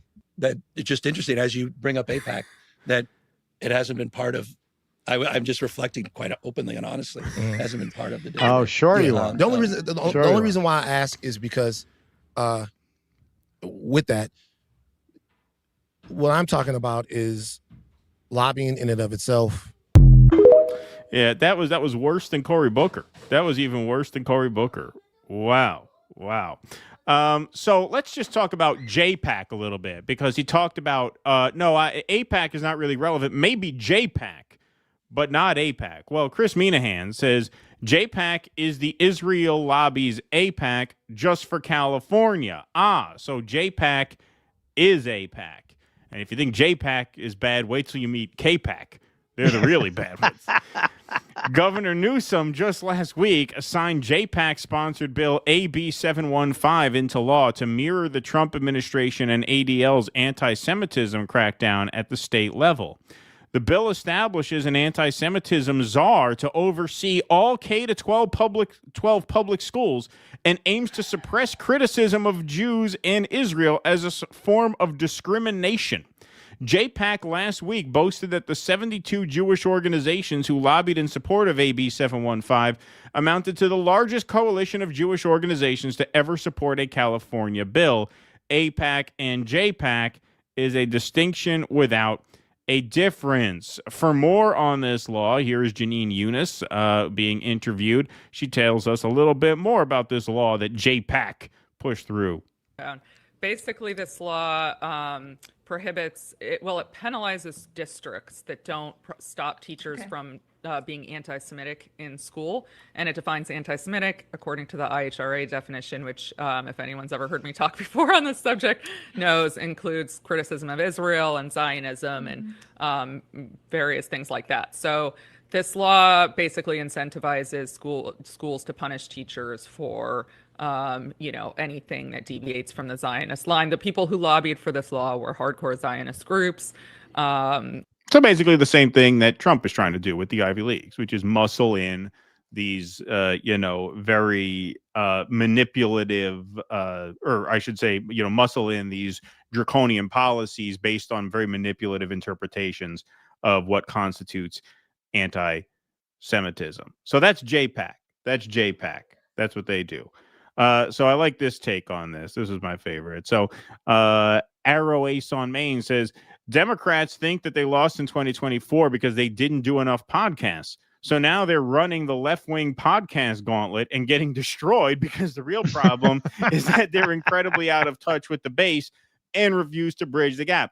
Yeah, exactly. Whether it's Newsom here or whether it's Cory Booker, just showing up on the podcast and being online with the cool kids is not enough. In fact, it's counterproductive if you're going to do it that badly. If you're that awkward and nervous and you insist that no, AIPAC, it's interesting you'd bring them up. They're not relevant. Maybe JPAC is. Maybe the California version of AIPAC that just muscled through the same kind of anti-free speech crackdowns that Donald Trump is trying to impose on the Ivy League students here on the East Coast. But yeah, no, other than that, AIPAC's really no big deal. What you're seeing here, and that, Newsom and Booker are career politicians, so they are a tad on the younger side, even though they are veteran Democrats.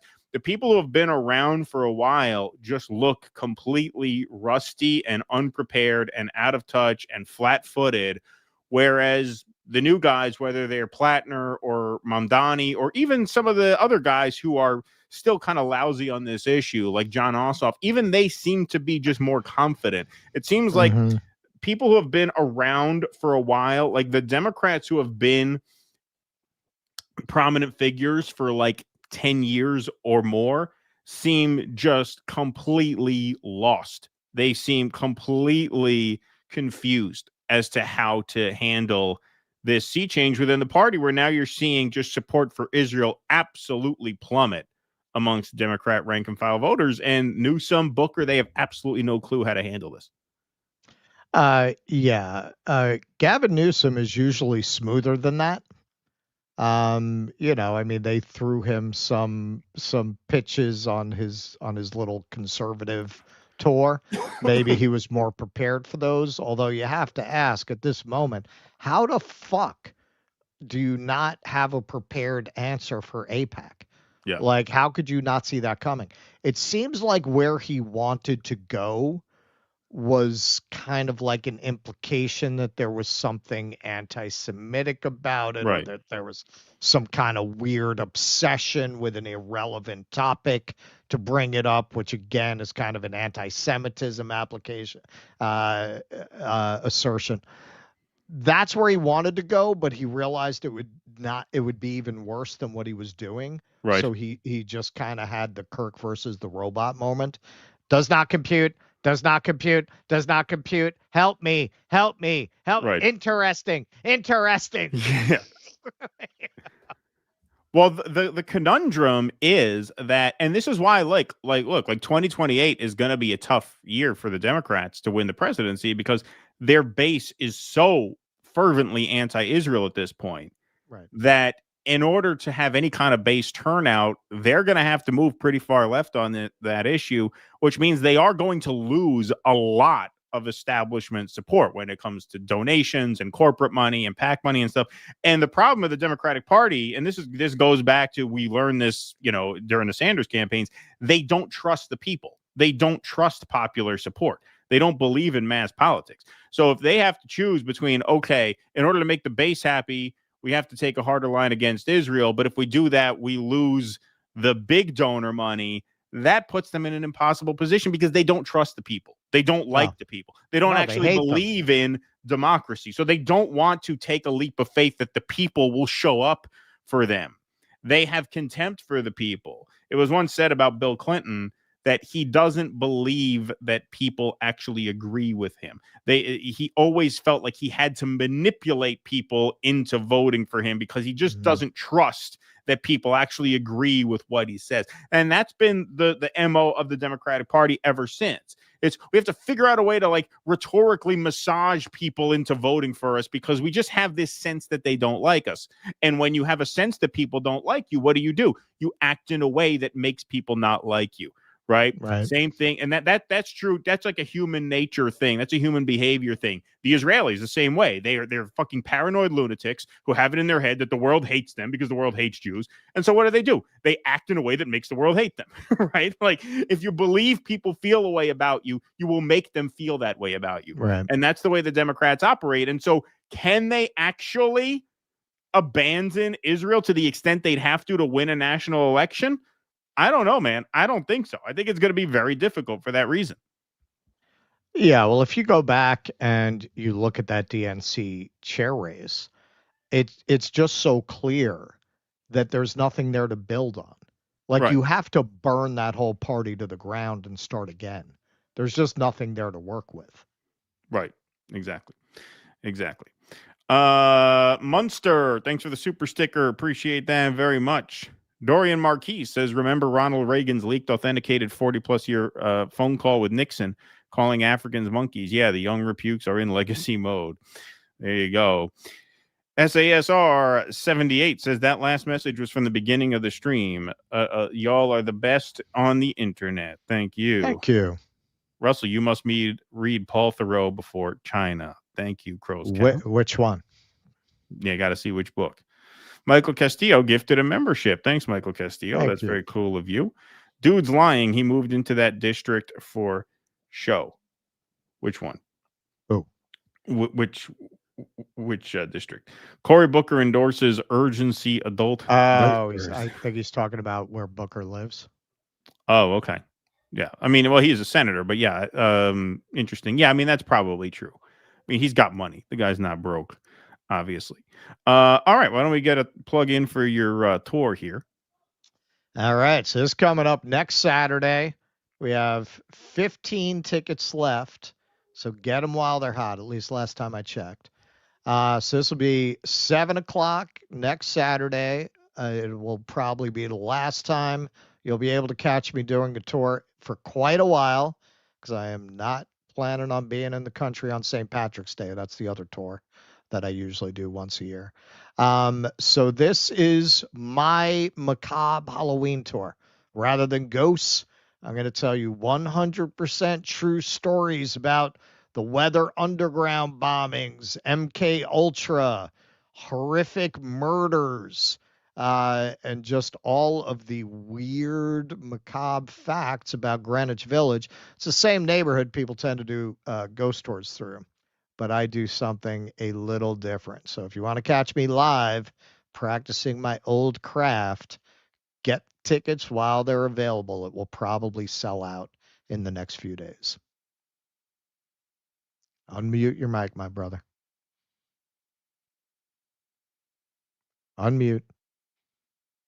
I know. Sorry, I just had to go from that into the supporter scroll. So, hey, if you like what we do here and you want to help us out, links are on the screen here to support the show. You can do so for as little as $5 a month. It gets you your name up in lights here on the show scroll. It also gets you call-in access to our weekly Q&As, film club live streams, post-game live streams, so you get bonus content, name up in lights, and call-in access to our Q&As, as well as every live stream emailed to you the day after it airs publicly without ad interruption. So you get ad-free replays of every live stream. That's a popular perk that people seem to be enjoying very much. So dudissidents.com/Patreon/Substack or /locals. Thank you all very much for your support. You are the backbone of the show.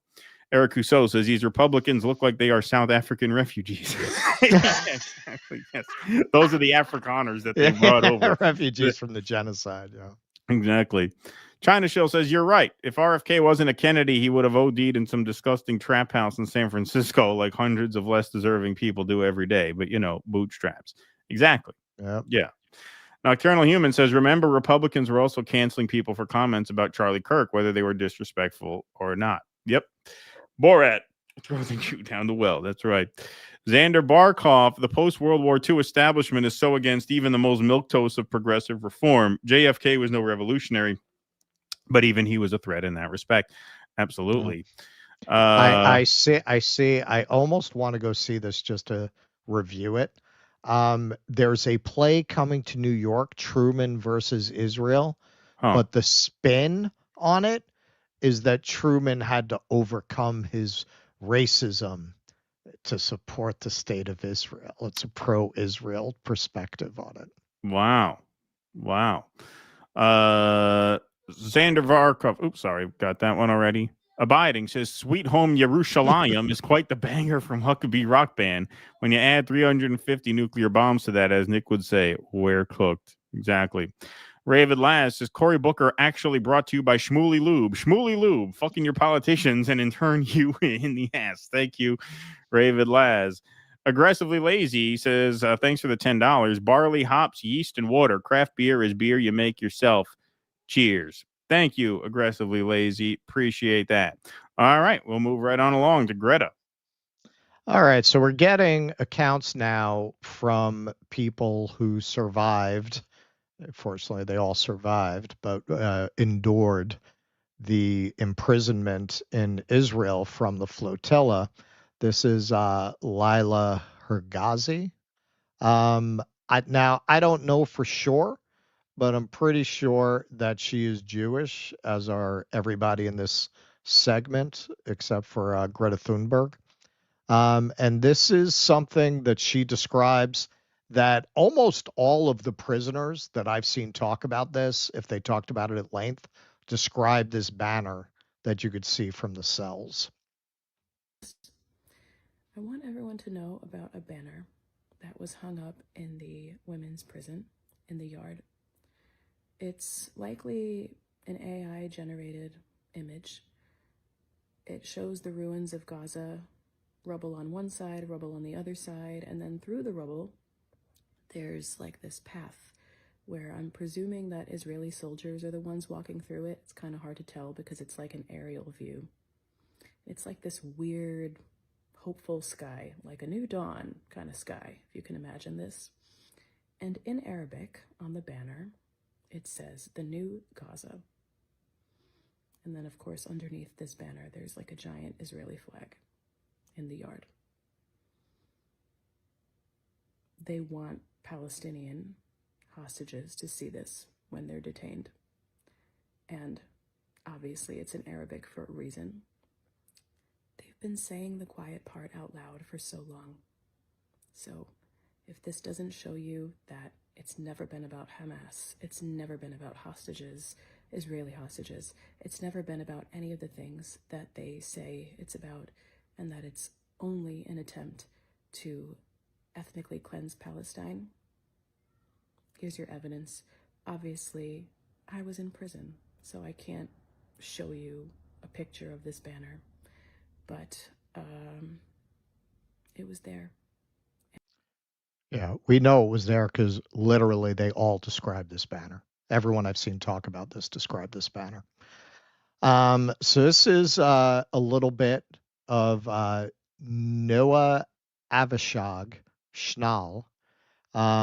She is LA born. She's Paris based. And she did this specifically for Drop Site News.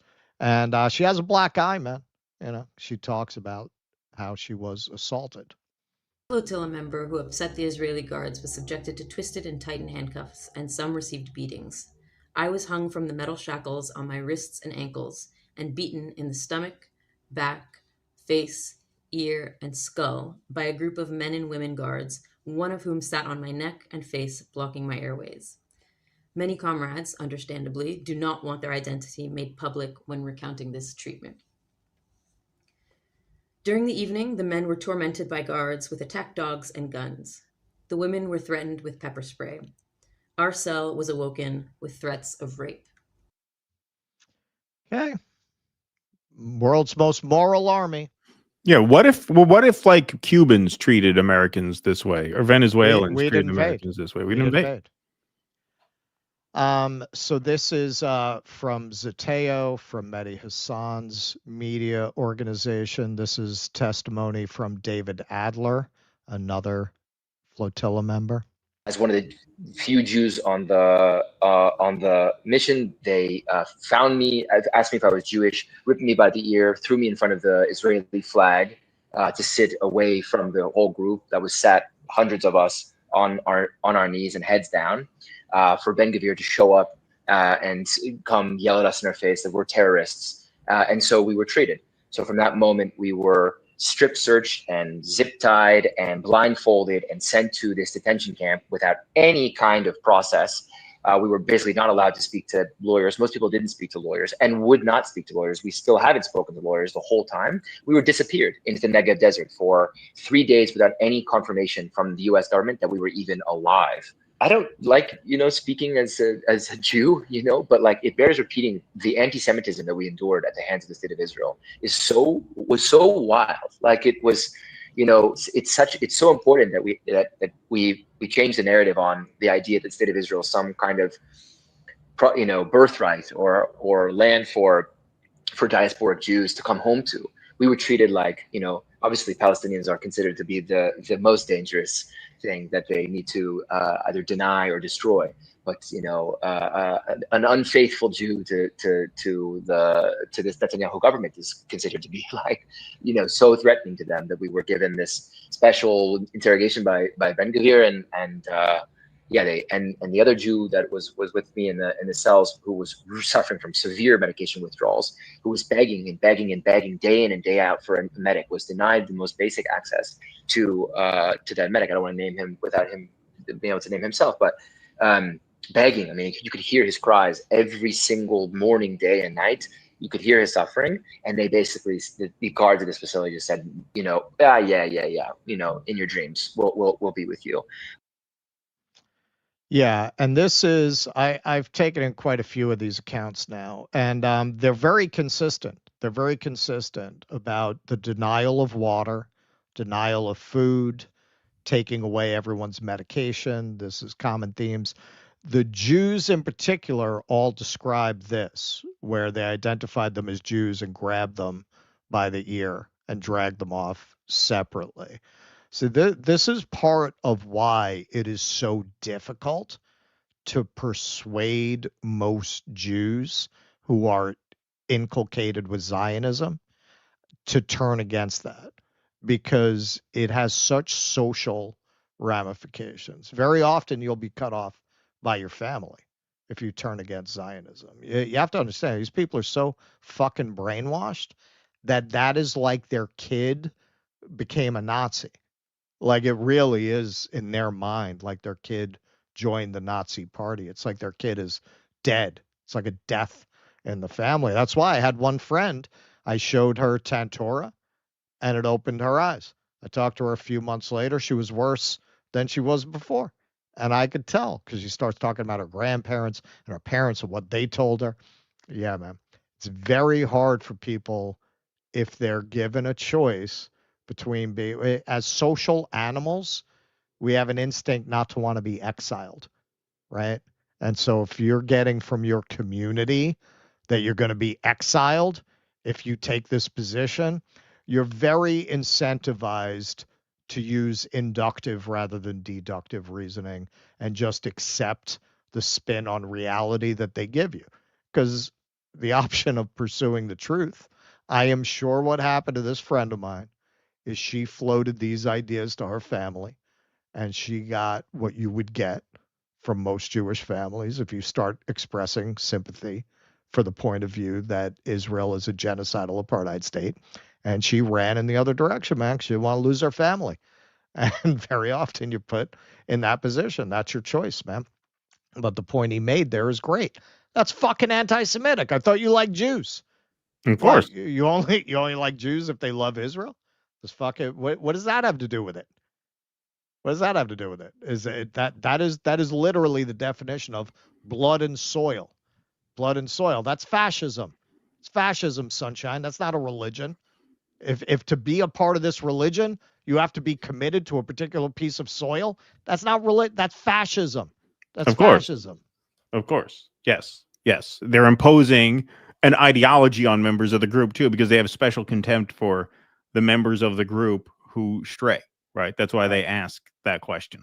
Yep. Yep. So here finally, so Greta Thunberg, who made a point of not speaking about this because she didn't want the attention on herself. And she says in this interview, this is with a Swedish newspaper, she says, I decided to talk about it if it can help draw attention to the treatment the Palestinians are getting. Because if they treated us like this, if they treated me, a very famous person with a Swedish passport, this way, what do you think they do to Palestinian people?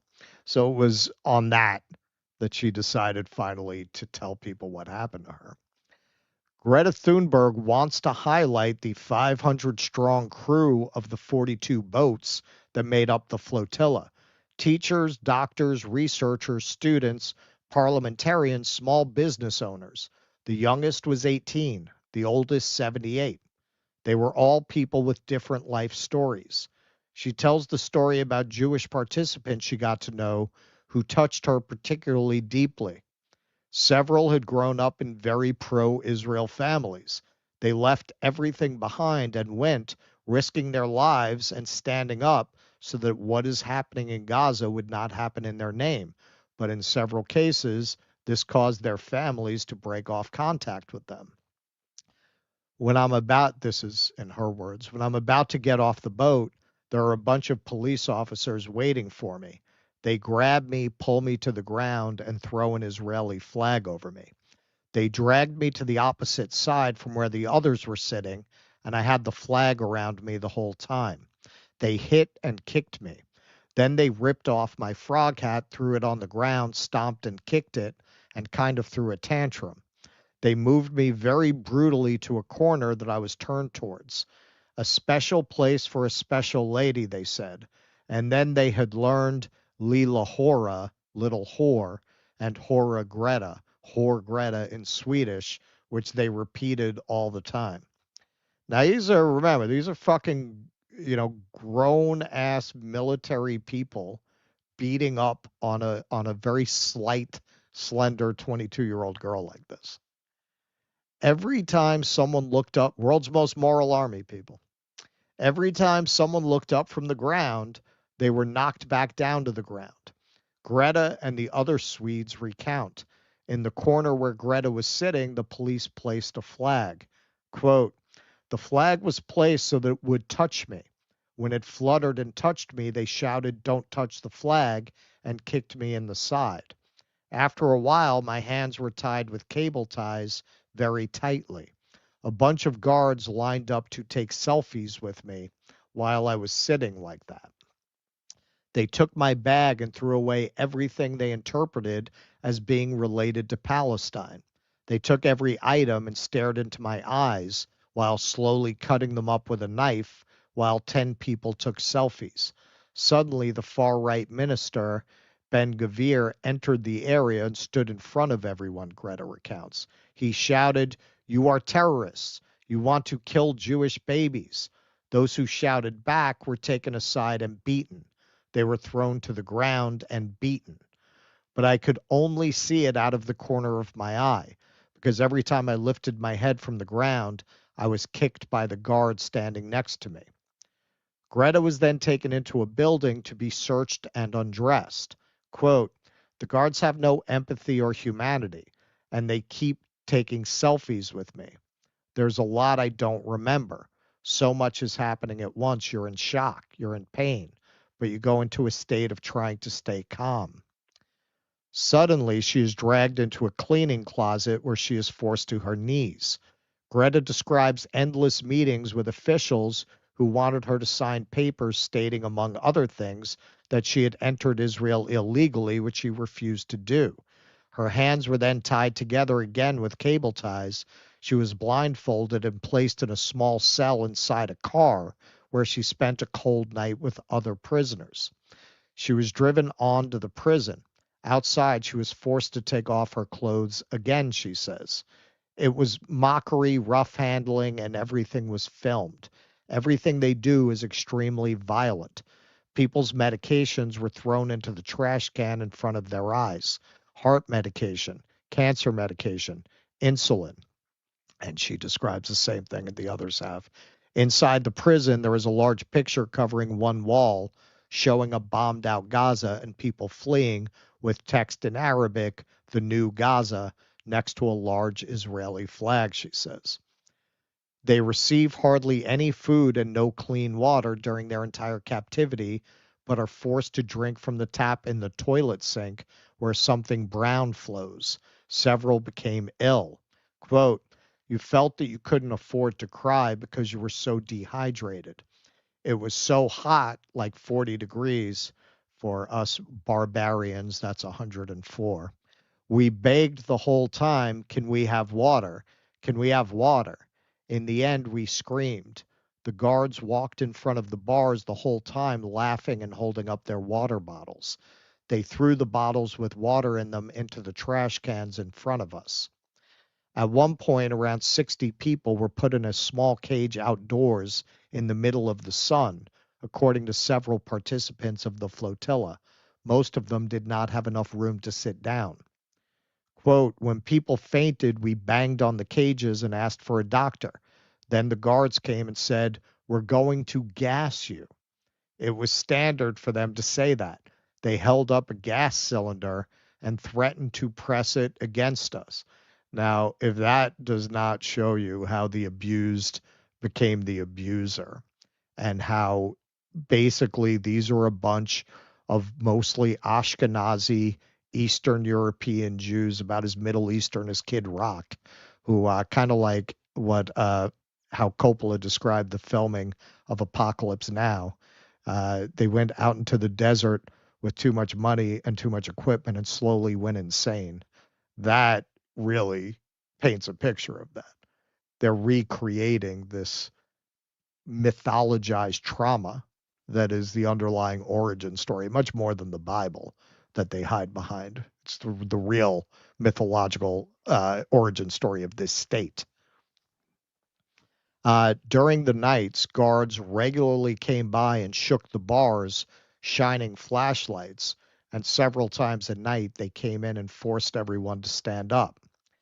And when they gave her back her suitcase, if you can see, they drew a penis on it and an Israeli flag and wrote "Whore Greta" on it. So it's no surprise. And by the way, Elizabeth Berry here, if you follow my ex, all of those awesome memes that I drop, I would say at least 6 out of 10 of them come from Elizabeth Berry. I don't know where she finds them. She is the meme queen. So I follow her on Facebook. She I don't know where she gets her stuff, but she always has the best memes. And she points out, my God, look at these people. I mean, it's no surprise. Listen to this. Gavir explicitly said they're going to treat them the way they treat terrorists, right?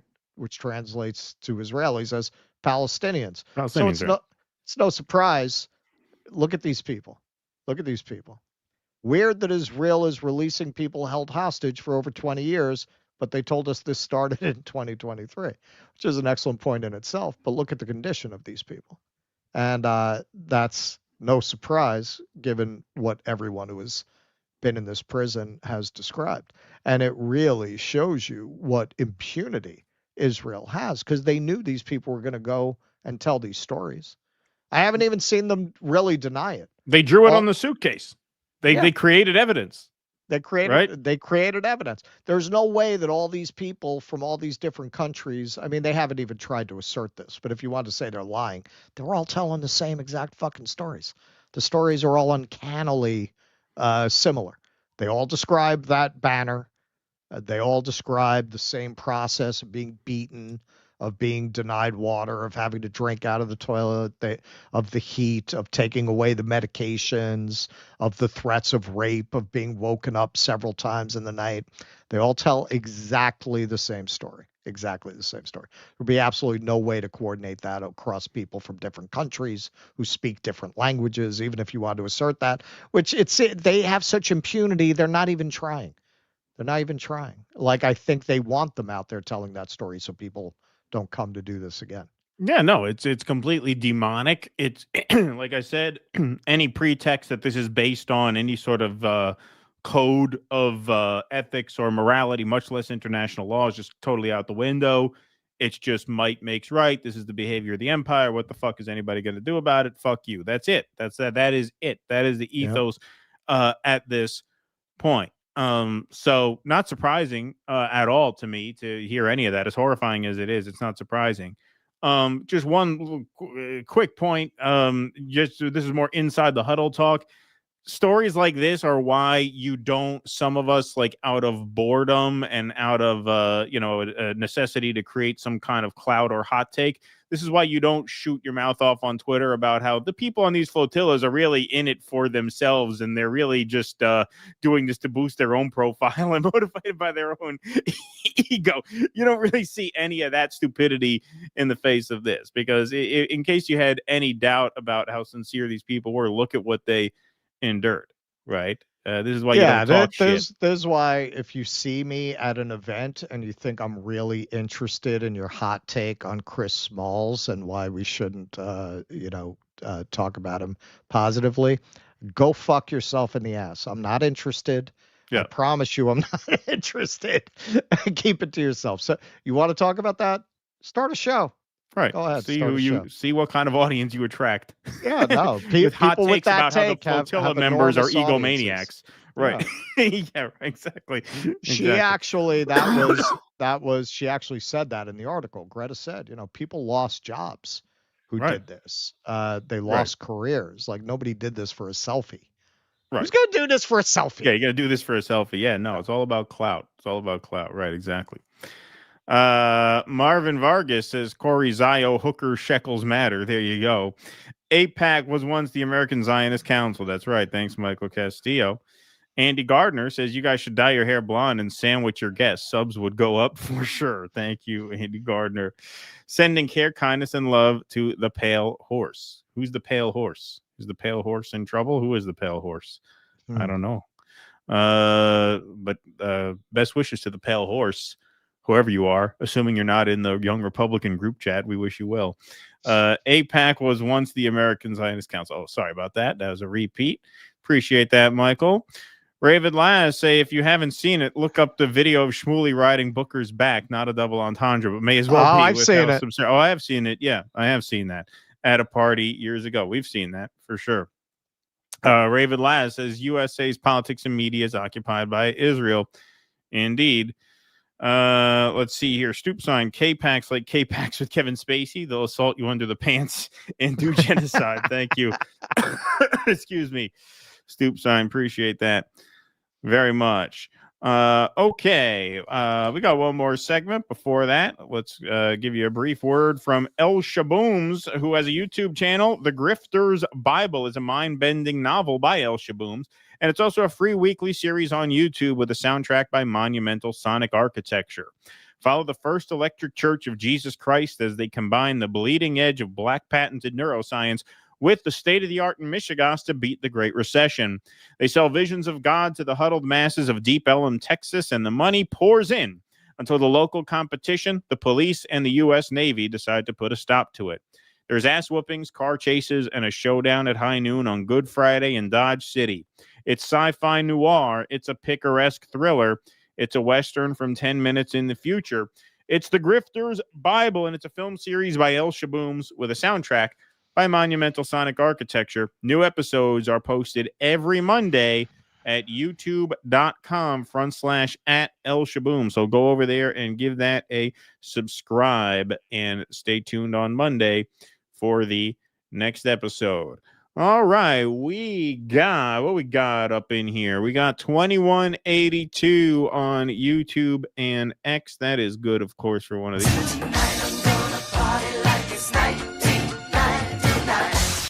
And we also have 960 in the like column.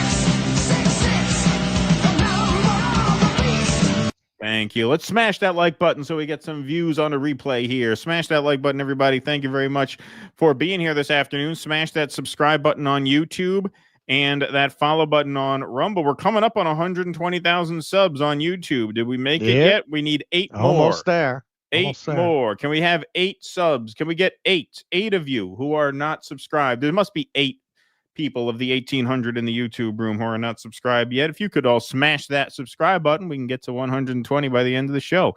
That would be fun. All righty. Let's move right on along here. We got one more segment on the day. So obviously, the peace president is at it again. Trump administration authorizes covert CIA action in Venezuela. That's right. The Trump administration has secretly authorized, well, not so secretly, apparently. He was happy to admit it when asked, which we'll get to, has secretly authorized the CIA to conduct covert action in Venezuela, according to U.S. officials, stepping up a campaign against Nicolas Maduro, the country's authoritarian leader. The authorization is the latest step in the Trump administration's intensifying pressure campaign against Venezuela. For weeks, the U.S. military has been targeting boats off the Venezuela coast it says are transporting drugs, killing 27 people. American officials have been clear privately that the end goal is to drive Mr. Maduro from power. That's right, because he's an authoritarian leader. That's a failed state, unlike Javier Milei's paradise there in Argentina, which is getting bailed out by 40 billion of our dollars. Yeah, after 20 billion from the IMF. Yes, exactly. So that's 60 altogether. Mr. Trump acknowledged on Wednesday that he had authorized the covert action and said that the United States was considering strikes on Venezuelan territory. That's right. When he asked about this, he did not deny it. He confirmed it. The CIA to go into Venezuela. Why did you authorize the CIA to go into Venezuela? And is there more information you can share about these strikes on the alleged? Well, I can't do that, but I authorized for 2 reasons, really. Number one, they have emptied their prisons into the United States of America. They came in through the they came in through the border. They came in because we had an open border policy. And as soon as I heard that, I said, a lot of these countries, they're not the only country, but they're the worst abuser. And they've entered they've allowed thousands and thousands of prisoners, mental institution, people from mental institutions. All right. We've heard that all before. The point is, he said, Have you looked to your right?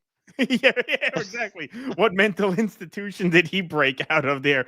Have you looked over your shoulder? I think he got one of the. Is he Venezuelan? He got one. The call is coming from inside the house. Exactly. There he is over there, over your right shoulder. Got one. Got a hot lead for you. The new authority would allow the CIA to carry out lethal operations in Venezuela and conduct a range of operations in the Caribbean. the agency would be able to take covert action against Mr. Maduro or his government, either unilaterally or in conjunction with a larger military operation. It is not known whether the CIA is planning any specific operations in Venezuela. But the development comes as the U.S. military is planning its own possible escalation, drawing up options for President Trump to consider, including strikes inside Venezuela. The scale of the military buildup in the region is substantial. There are currently 10,000 U.S. troops there, most of them at bases in Puerto Rico, but also a contingent of Marines on amphibious assault ships. In all, the Navy has 8 surface warships and a submarine in the Caribbean. The new authorities, known in intelligence jargon as a presidential finding, were described by multiple U.S. officials who spoke on the condition of anonymity to discuss the highly classified document. In a statement, Venezuela rejected Mr. Trump's bellicose language and accused him of seeking to legitimize regime change with the ultimate goal of appropriating Venezuela's petroleum resources. So according to Venezuela, this is not about how authoritarian they are. It's not about drugs. It's not about migrant caravans or prisons and insane asylums being emptied out into the United States. It's about appropriating Venezuela's petroleum resources. Now, of course, authoritarian socialist liars that they are, we can't take their word for that. You know who we can appeal to for a ruling on this? Let's see what the Nobel Peace Prize winner has to say about this, because as Westerners, as good Americans, we can trust what she has to say. Yeah. I'm sure she's going to clear this up and assure us that no, this is not about appropriating Venezuela's oil and their resources. This is about democracy and about security and about national security for us. So let's see what she has to say to Donald Trump Jr. on his show. Saudi Arabia. Forget about the Saudis. I mean, we have more oil. I mean, infinite potential. And we're going to open markets. We're going to kick off the government from the oil sector. We are going to privatize all our industry. Venezuela has huge resources: oil, gas, minerals, land, technology. And as you said before, we have a strategic location. Okay, so I guess that is what our motivation. I mean, that's the Nobel Peace Prize winner, folks. Yeah, that's a member in good standing of the morally superior Western world, Maria Corina Machado, telling you no. Otherwise known as the Harley Quinn of South America. Exactly. And as you said before, we have a strategic location, hours from the United States. So we're going to do this right. We know what we have to do. And American companies are in, super strategic position to invest. This country, Venezuela, is going to be the brightest opportunity for investment of American companies, of good people that are going to make a lot of money. That's the fucking Nobel Peace Prize winner. The Nobel Peace Prize winner saying, yeah, come and take this over. You're going to make a lot of money in the oil. That's the winner of the Nobel Peace Prize saying, yes, overthrow our government. American companies are going to make a lot of money because we're going to privatize our oil. That's the winner of the Nobel Peace Prize. Telling Don Jr. between snores, he's over there on the other side of the screen, on a Triggered podcast, that's what his show is called, saying, no, come and overthrow our government, you'll make a lot of money. That's the fucking Nobel Peace Prize winner. You can't make this shit up, folks. You cannot make this up. It is unbelievable. So Max Blumenthal has a take on this. When Maria Corina Machado ran for president, she promised Trump cronies a cut of Venezuela's resource wealth in exchange for backing her putschist crusade. I like that word. Before her run, the lithium-hungry will coup whoever we want owner of this site, meaning X, meaning Elon, of course, had hardly said a word about Venezuela. Back to the article. The Trump administration strategy on Venezuela, developed by Secretary of State Marco Rubio with help from John Ratcliffe, the CIA director, aims to oust Mr. Maduro from power. Mr. Ratcliffe had said little about what his agency is doing in Venezuela, but he has promised that the CIA under his leadership would become more aggressive.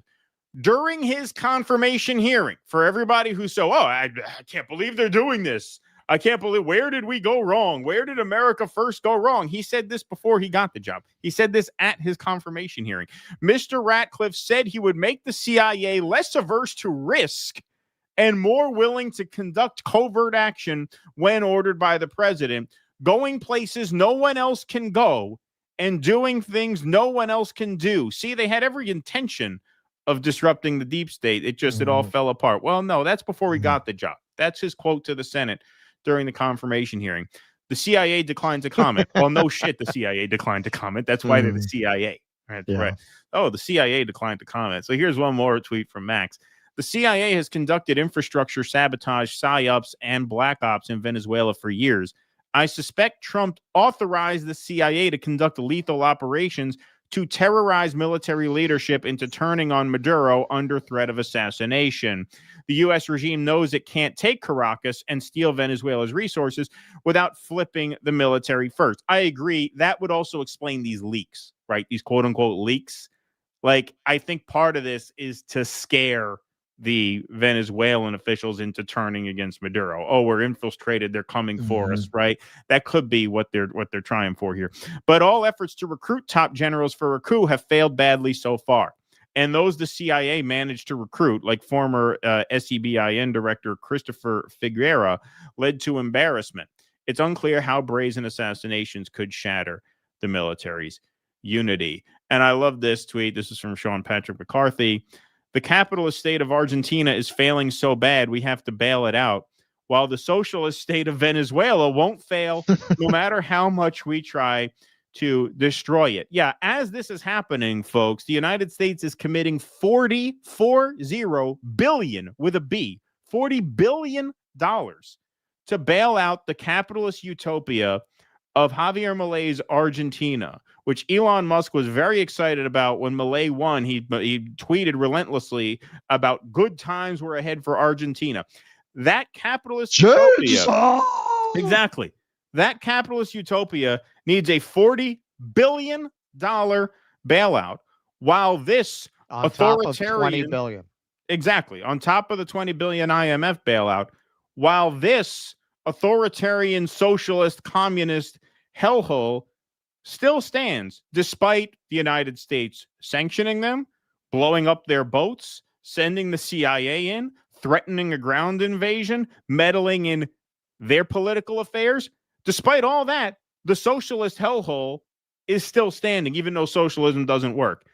The capitalist experiment, the capitalist utopian experiment, is now in debt $60 billion to the Western entities that have had to bail them out. And yet you're going to have fucking morons, and I know you're going to have morons abound, repeat the line, well, the socialism doesn't work. Look what's happening in front of your eyes. Look at those two countries side by side. The socialist country is standing despite us doing every possible thing we can to collapse it. And yet Argentina is collapsing under the weight of its own premises, which are based on lies and bullshit. And so what do we have to do to Venezuela? We have to finish the job. We have to send the CIA in. We have to just overthrow them by force. That is what we are trying to do there. This is the peace president, folks. Yeah. Peace president strikes again. Cuba 2.0. Yep, exactly. Exactly. Yeah, this is nothing new. And when you look at the rhetoric, you almost have to admire how successful they have been in brainwashing working people into hating the idea of helping working people. Like, that is quite a feat of propaganda. To brainwash people and to play on their pride of self-sufficiency and individualism to get them to attack all and any ideas that are worker-based, right? And to go so far as to elevate all ideas that are meant to help the wealthy. Well, what? They already paid most of the taxes. Yeah, right. How much do you want to get from them? I mean, that is impressive, man. That is impressive. And yeah, Venezuela's kind of more recent. But if the system is so bad, how is Cuba still standing? Right. How long have we been trying to take down Cuba? That's got to be Argentina can't stand on its own in a few months into into this hyper capitalist libertarian fantasy. Right. They're trying to execute. Cuba's been there. We since do everything we 1960. can to destroy the socialist countries, and they're still standing. We do everything we can to prop up the capitalist countries, and we can't prop them up. They keep drowning. And this is also why, when you're propagandized as an American, I certainly swallowed this stuff when I was younger without thinking too much about it or knowing too much about it. They'll point to political repression, political prisoners in socialist countries to show you that socialism inevitably leads to that. No, CIA coups inevitably lead to that. Look at what you're trying to do. So if Maduro, if his next move, you see him arrest generals, what they're going to tell you is that he's a dictator. That's a repressive regime. But what choice do you leave him? We almost did this story today. We did Mamdani instead. Interesting data point. So America over the last few years has dropped from being the #1 passport to have in terms of countries you could access without a visa to number 12. And what I'm finding out now applying for a Chinese visa is we're given the impression that China is this very closed society. It's very difficult to get into.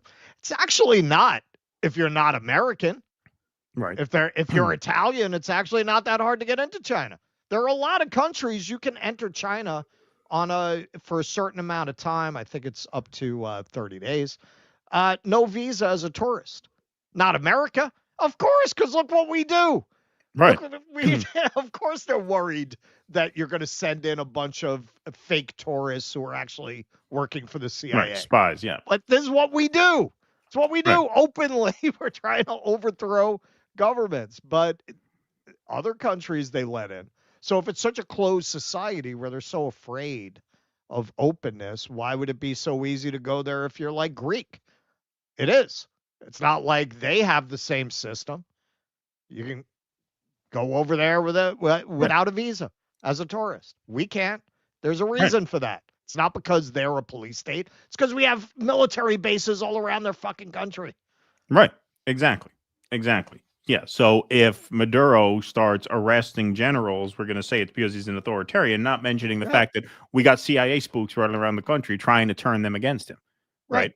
And in an atmosphere like that, do people in those situations get arrested who shouldn't be arrested? Sure. But in the end, that's because of the outside pressures creating political paranoia as it is intended to do. Right. And certainly we are not seeing, like, there's never been a socialist state that hasn't existed under siege. Right. And so how do you know what it turns into? Right. Like, how do you know? How the fuck do you know? Right. We do know what happens when they exist under siege. Any entity that exists under siege is going to be repressive. Of course. Because they have to be. Of course. Exactly. Okay. Let's take some super chats here. I like this one. Gareth Richmond. My first clear memory was recovering from my medical circumcision at around 3 years old. I'm super happy I got it, though. My junk looks amazing. Thank you for that, Gareth Richmond. Appreciate it. Another satisfied customer. You want a dick that's like the Rocketeer production art? Yeah. You get a circumcision. Right. You want a dick that looks like Oscar the Grouch? You leave that shit on, man. Exactly. Texas growing. Wonder what Huckabee thinks about the future party after his Gaza comments. Order them horse Ozempic syringes. Yeah, exactly. Andy Gardner, 2 years of nonstop horror live stream has crushed my already dwindling interest in electoral politics. Both parties and MSM won't cover this. Sad. Yeah, that's right. Very little press Greta's getting. She got a lot of press when she was protesting against climate change, against fossil fuels. But when she gets tortured, can you imagine Israeli if that prison, happened to her in Russia? Yeah, exactly. If the Russians, exactly. She'd get the Medal of Freedom. Exactly. Yes, she would. That's not bailing out Argentina. It's bailing out NYC private equity firms run by Trump's donors and friends. Race car. Well, that's true. Well, that money's not going to get to Vance, Argentina. we covered that. Right. Yeah, the Argentinians are not going to see that. I'm picking up what you're laying down, guys. Thank you, race car. Appreciate that. Anti-Zionism needs to be a bottom-up education project, not top-down. I agree. Thank you, Katrina. But we're bottom-up. If we're not bottom, I don't know what is. Yeah. Have you guys seen that new AIPAC ad? I think I have. I haven't watched it. Yeah, I know. Yeah. Israel first is America first. That's right. Yeah, that's what it was. You guys watched Conspiracy from 2001 yet? I have not, Vianticus. I have not. I will try to get around to it, my friend. Nocturnal Human, you should do an update on any future flotillas now that there's a ceasefire. Yeah. Xander Varkov, say what you want about the CIA. At least they never trafficked drugs and used ex-Nazis to establish narco-fascist regimes in South America. Exactly. Good point. At least it's an ethos. Yeah, we should have thought of that. Appreciate that. All right. UAE, Qatar, and Saudi Arabia, Russia, Iran, and Mexico nationalize their oil, and they make money and have cheaper gas prices. If Canada nationalized, we would not be paying ridiculous $1.80 per liter gas. Wow, it's $1.80 per liter? Damn, that is high. That is really high. That's like what, almost $8 a gallon. Maybe if Greta invaded Venezuela instead, she would have gotten the Nobel Peace Prize. Yeah, you know, it's so funny you mentioned that. Venezuela, yeah. It's funny you mention that because send the flotilla to Venezuela and see what happens, see how they're treated. They wouldn't treat them half as bad as the Israelis treated Greta Thunberg, and if they did, we would invade. Yep. You know what I mean? So yes, good point, Eric Husso. Anna Miller says, keep up the good work, Keaton and Russ. Thanks for sticking up to the facts, being honest, and not going with the wind, as so many have in this space. Thank you, Anna Miller. Thank you. Well, you know, the wind's blowing back in the right direction, so a lot of those guys are going to start being, you know, they'll start being good again. They're going to have always been against it. Right. They will have always been against it. Right. Exactly. Katrina says, yes, COVID shutdown showed us that without human connection, techno-feudalism will win. Exactly. Do you two read or respond to Patreon messages? Do you private message? Like, there are public posts on the Patreon videos, which are just like YouTube forums. Like every once in a while, we'll see one and we'll respond. But there's also a private message. So if you private message us, we should see it. I get notifications on my phone. So yeah, we do respond to private messages. Miss Me With It says there's a minister that is anti-Zionist running with the Green Party in Texas. Should check him out. He's extremely intelligent. All right. Thank you for that. Appreciate that. I had not heard about that. I know Butch Ware's running in California, but I hadn't heard about Texas. Nocturnal Human says, you guys are my favorite bottom-up, hot and loaded podcast. Thank you for that, Nocturnal Human. All right, folks, that's our show. We want to thank you all very much for being with us today. Thanks to the mods for keeping the peace in the chat. Please smash that like button on the way out. Smash that follow button. Smash that subscribe button on YouTube. We are now up to 120,017 subscribers. So thanks for putting us over the hump. Appreciate that.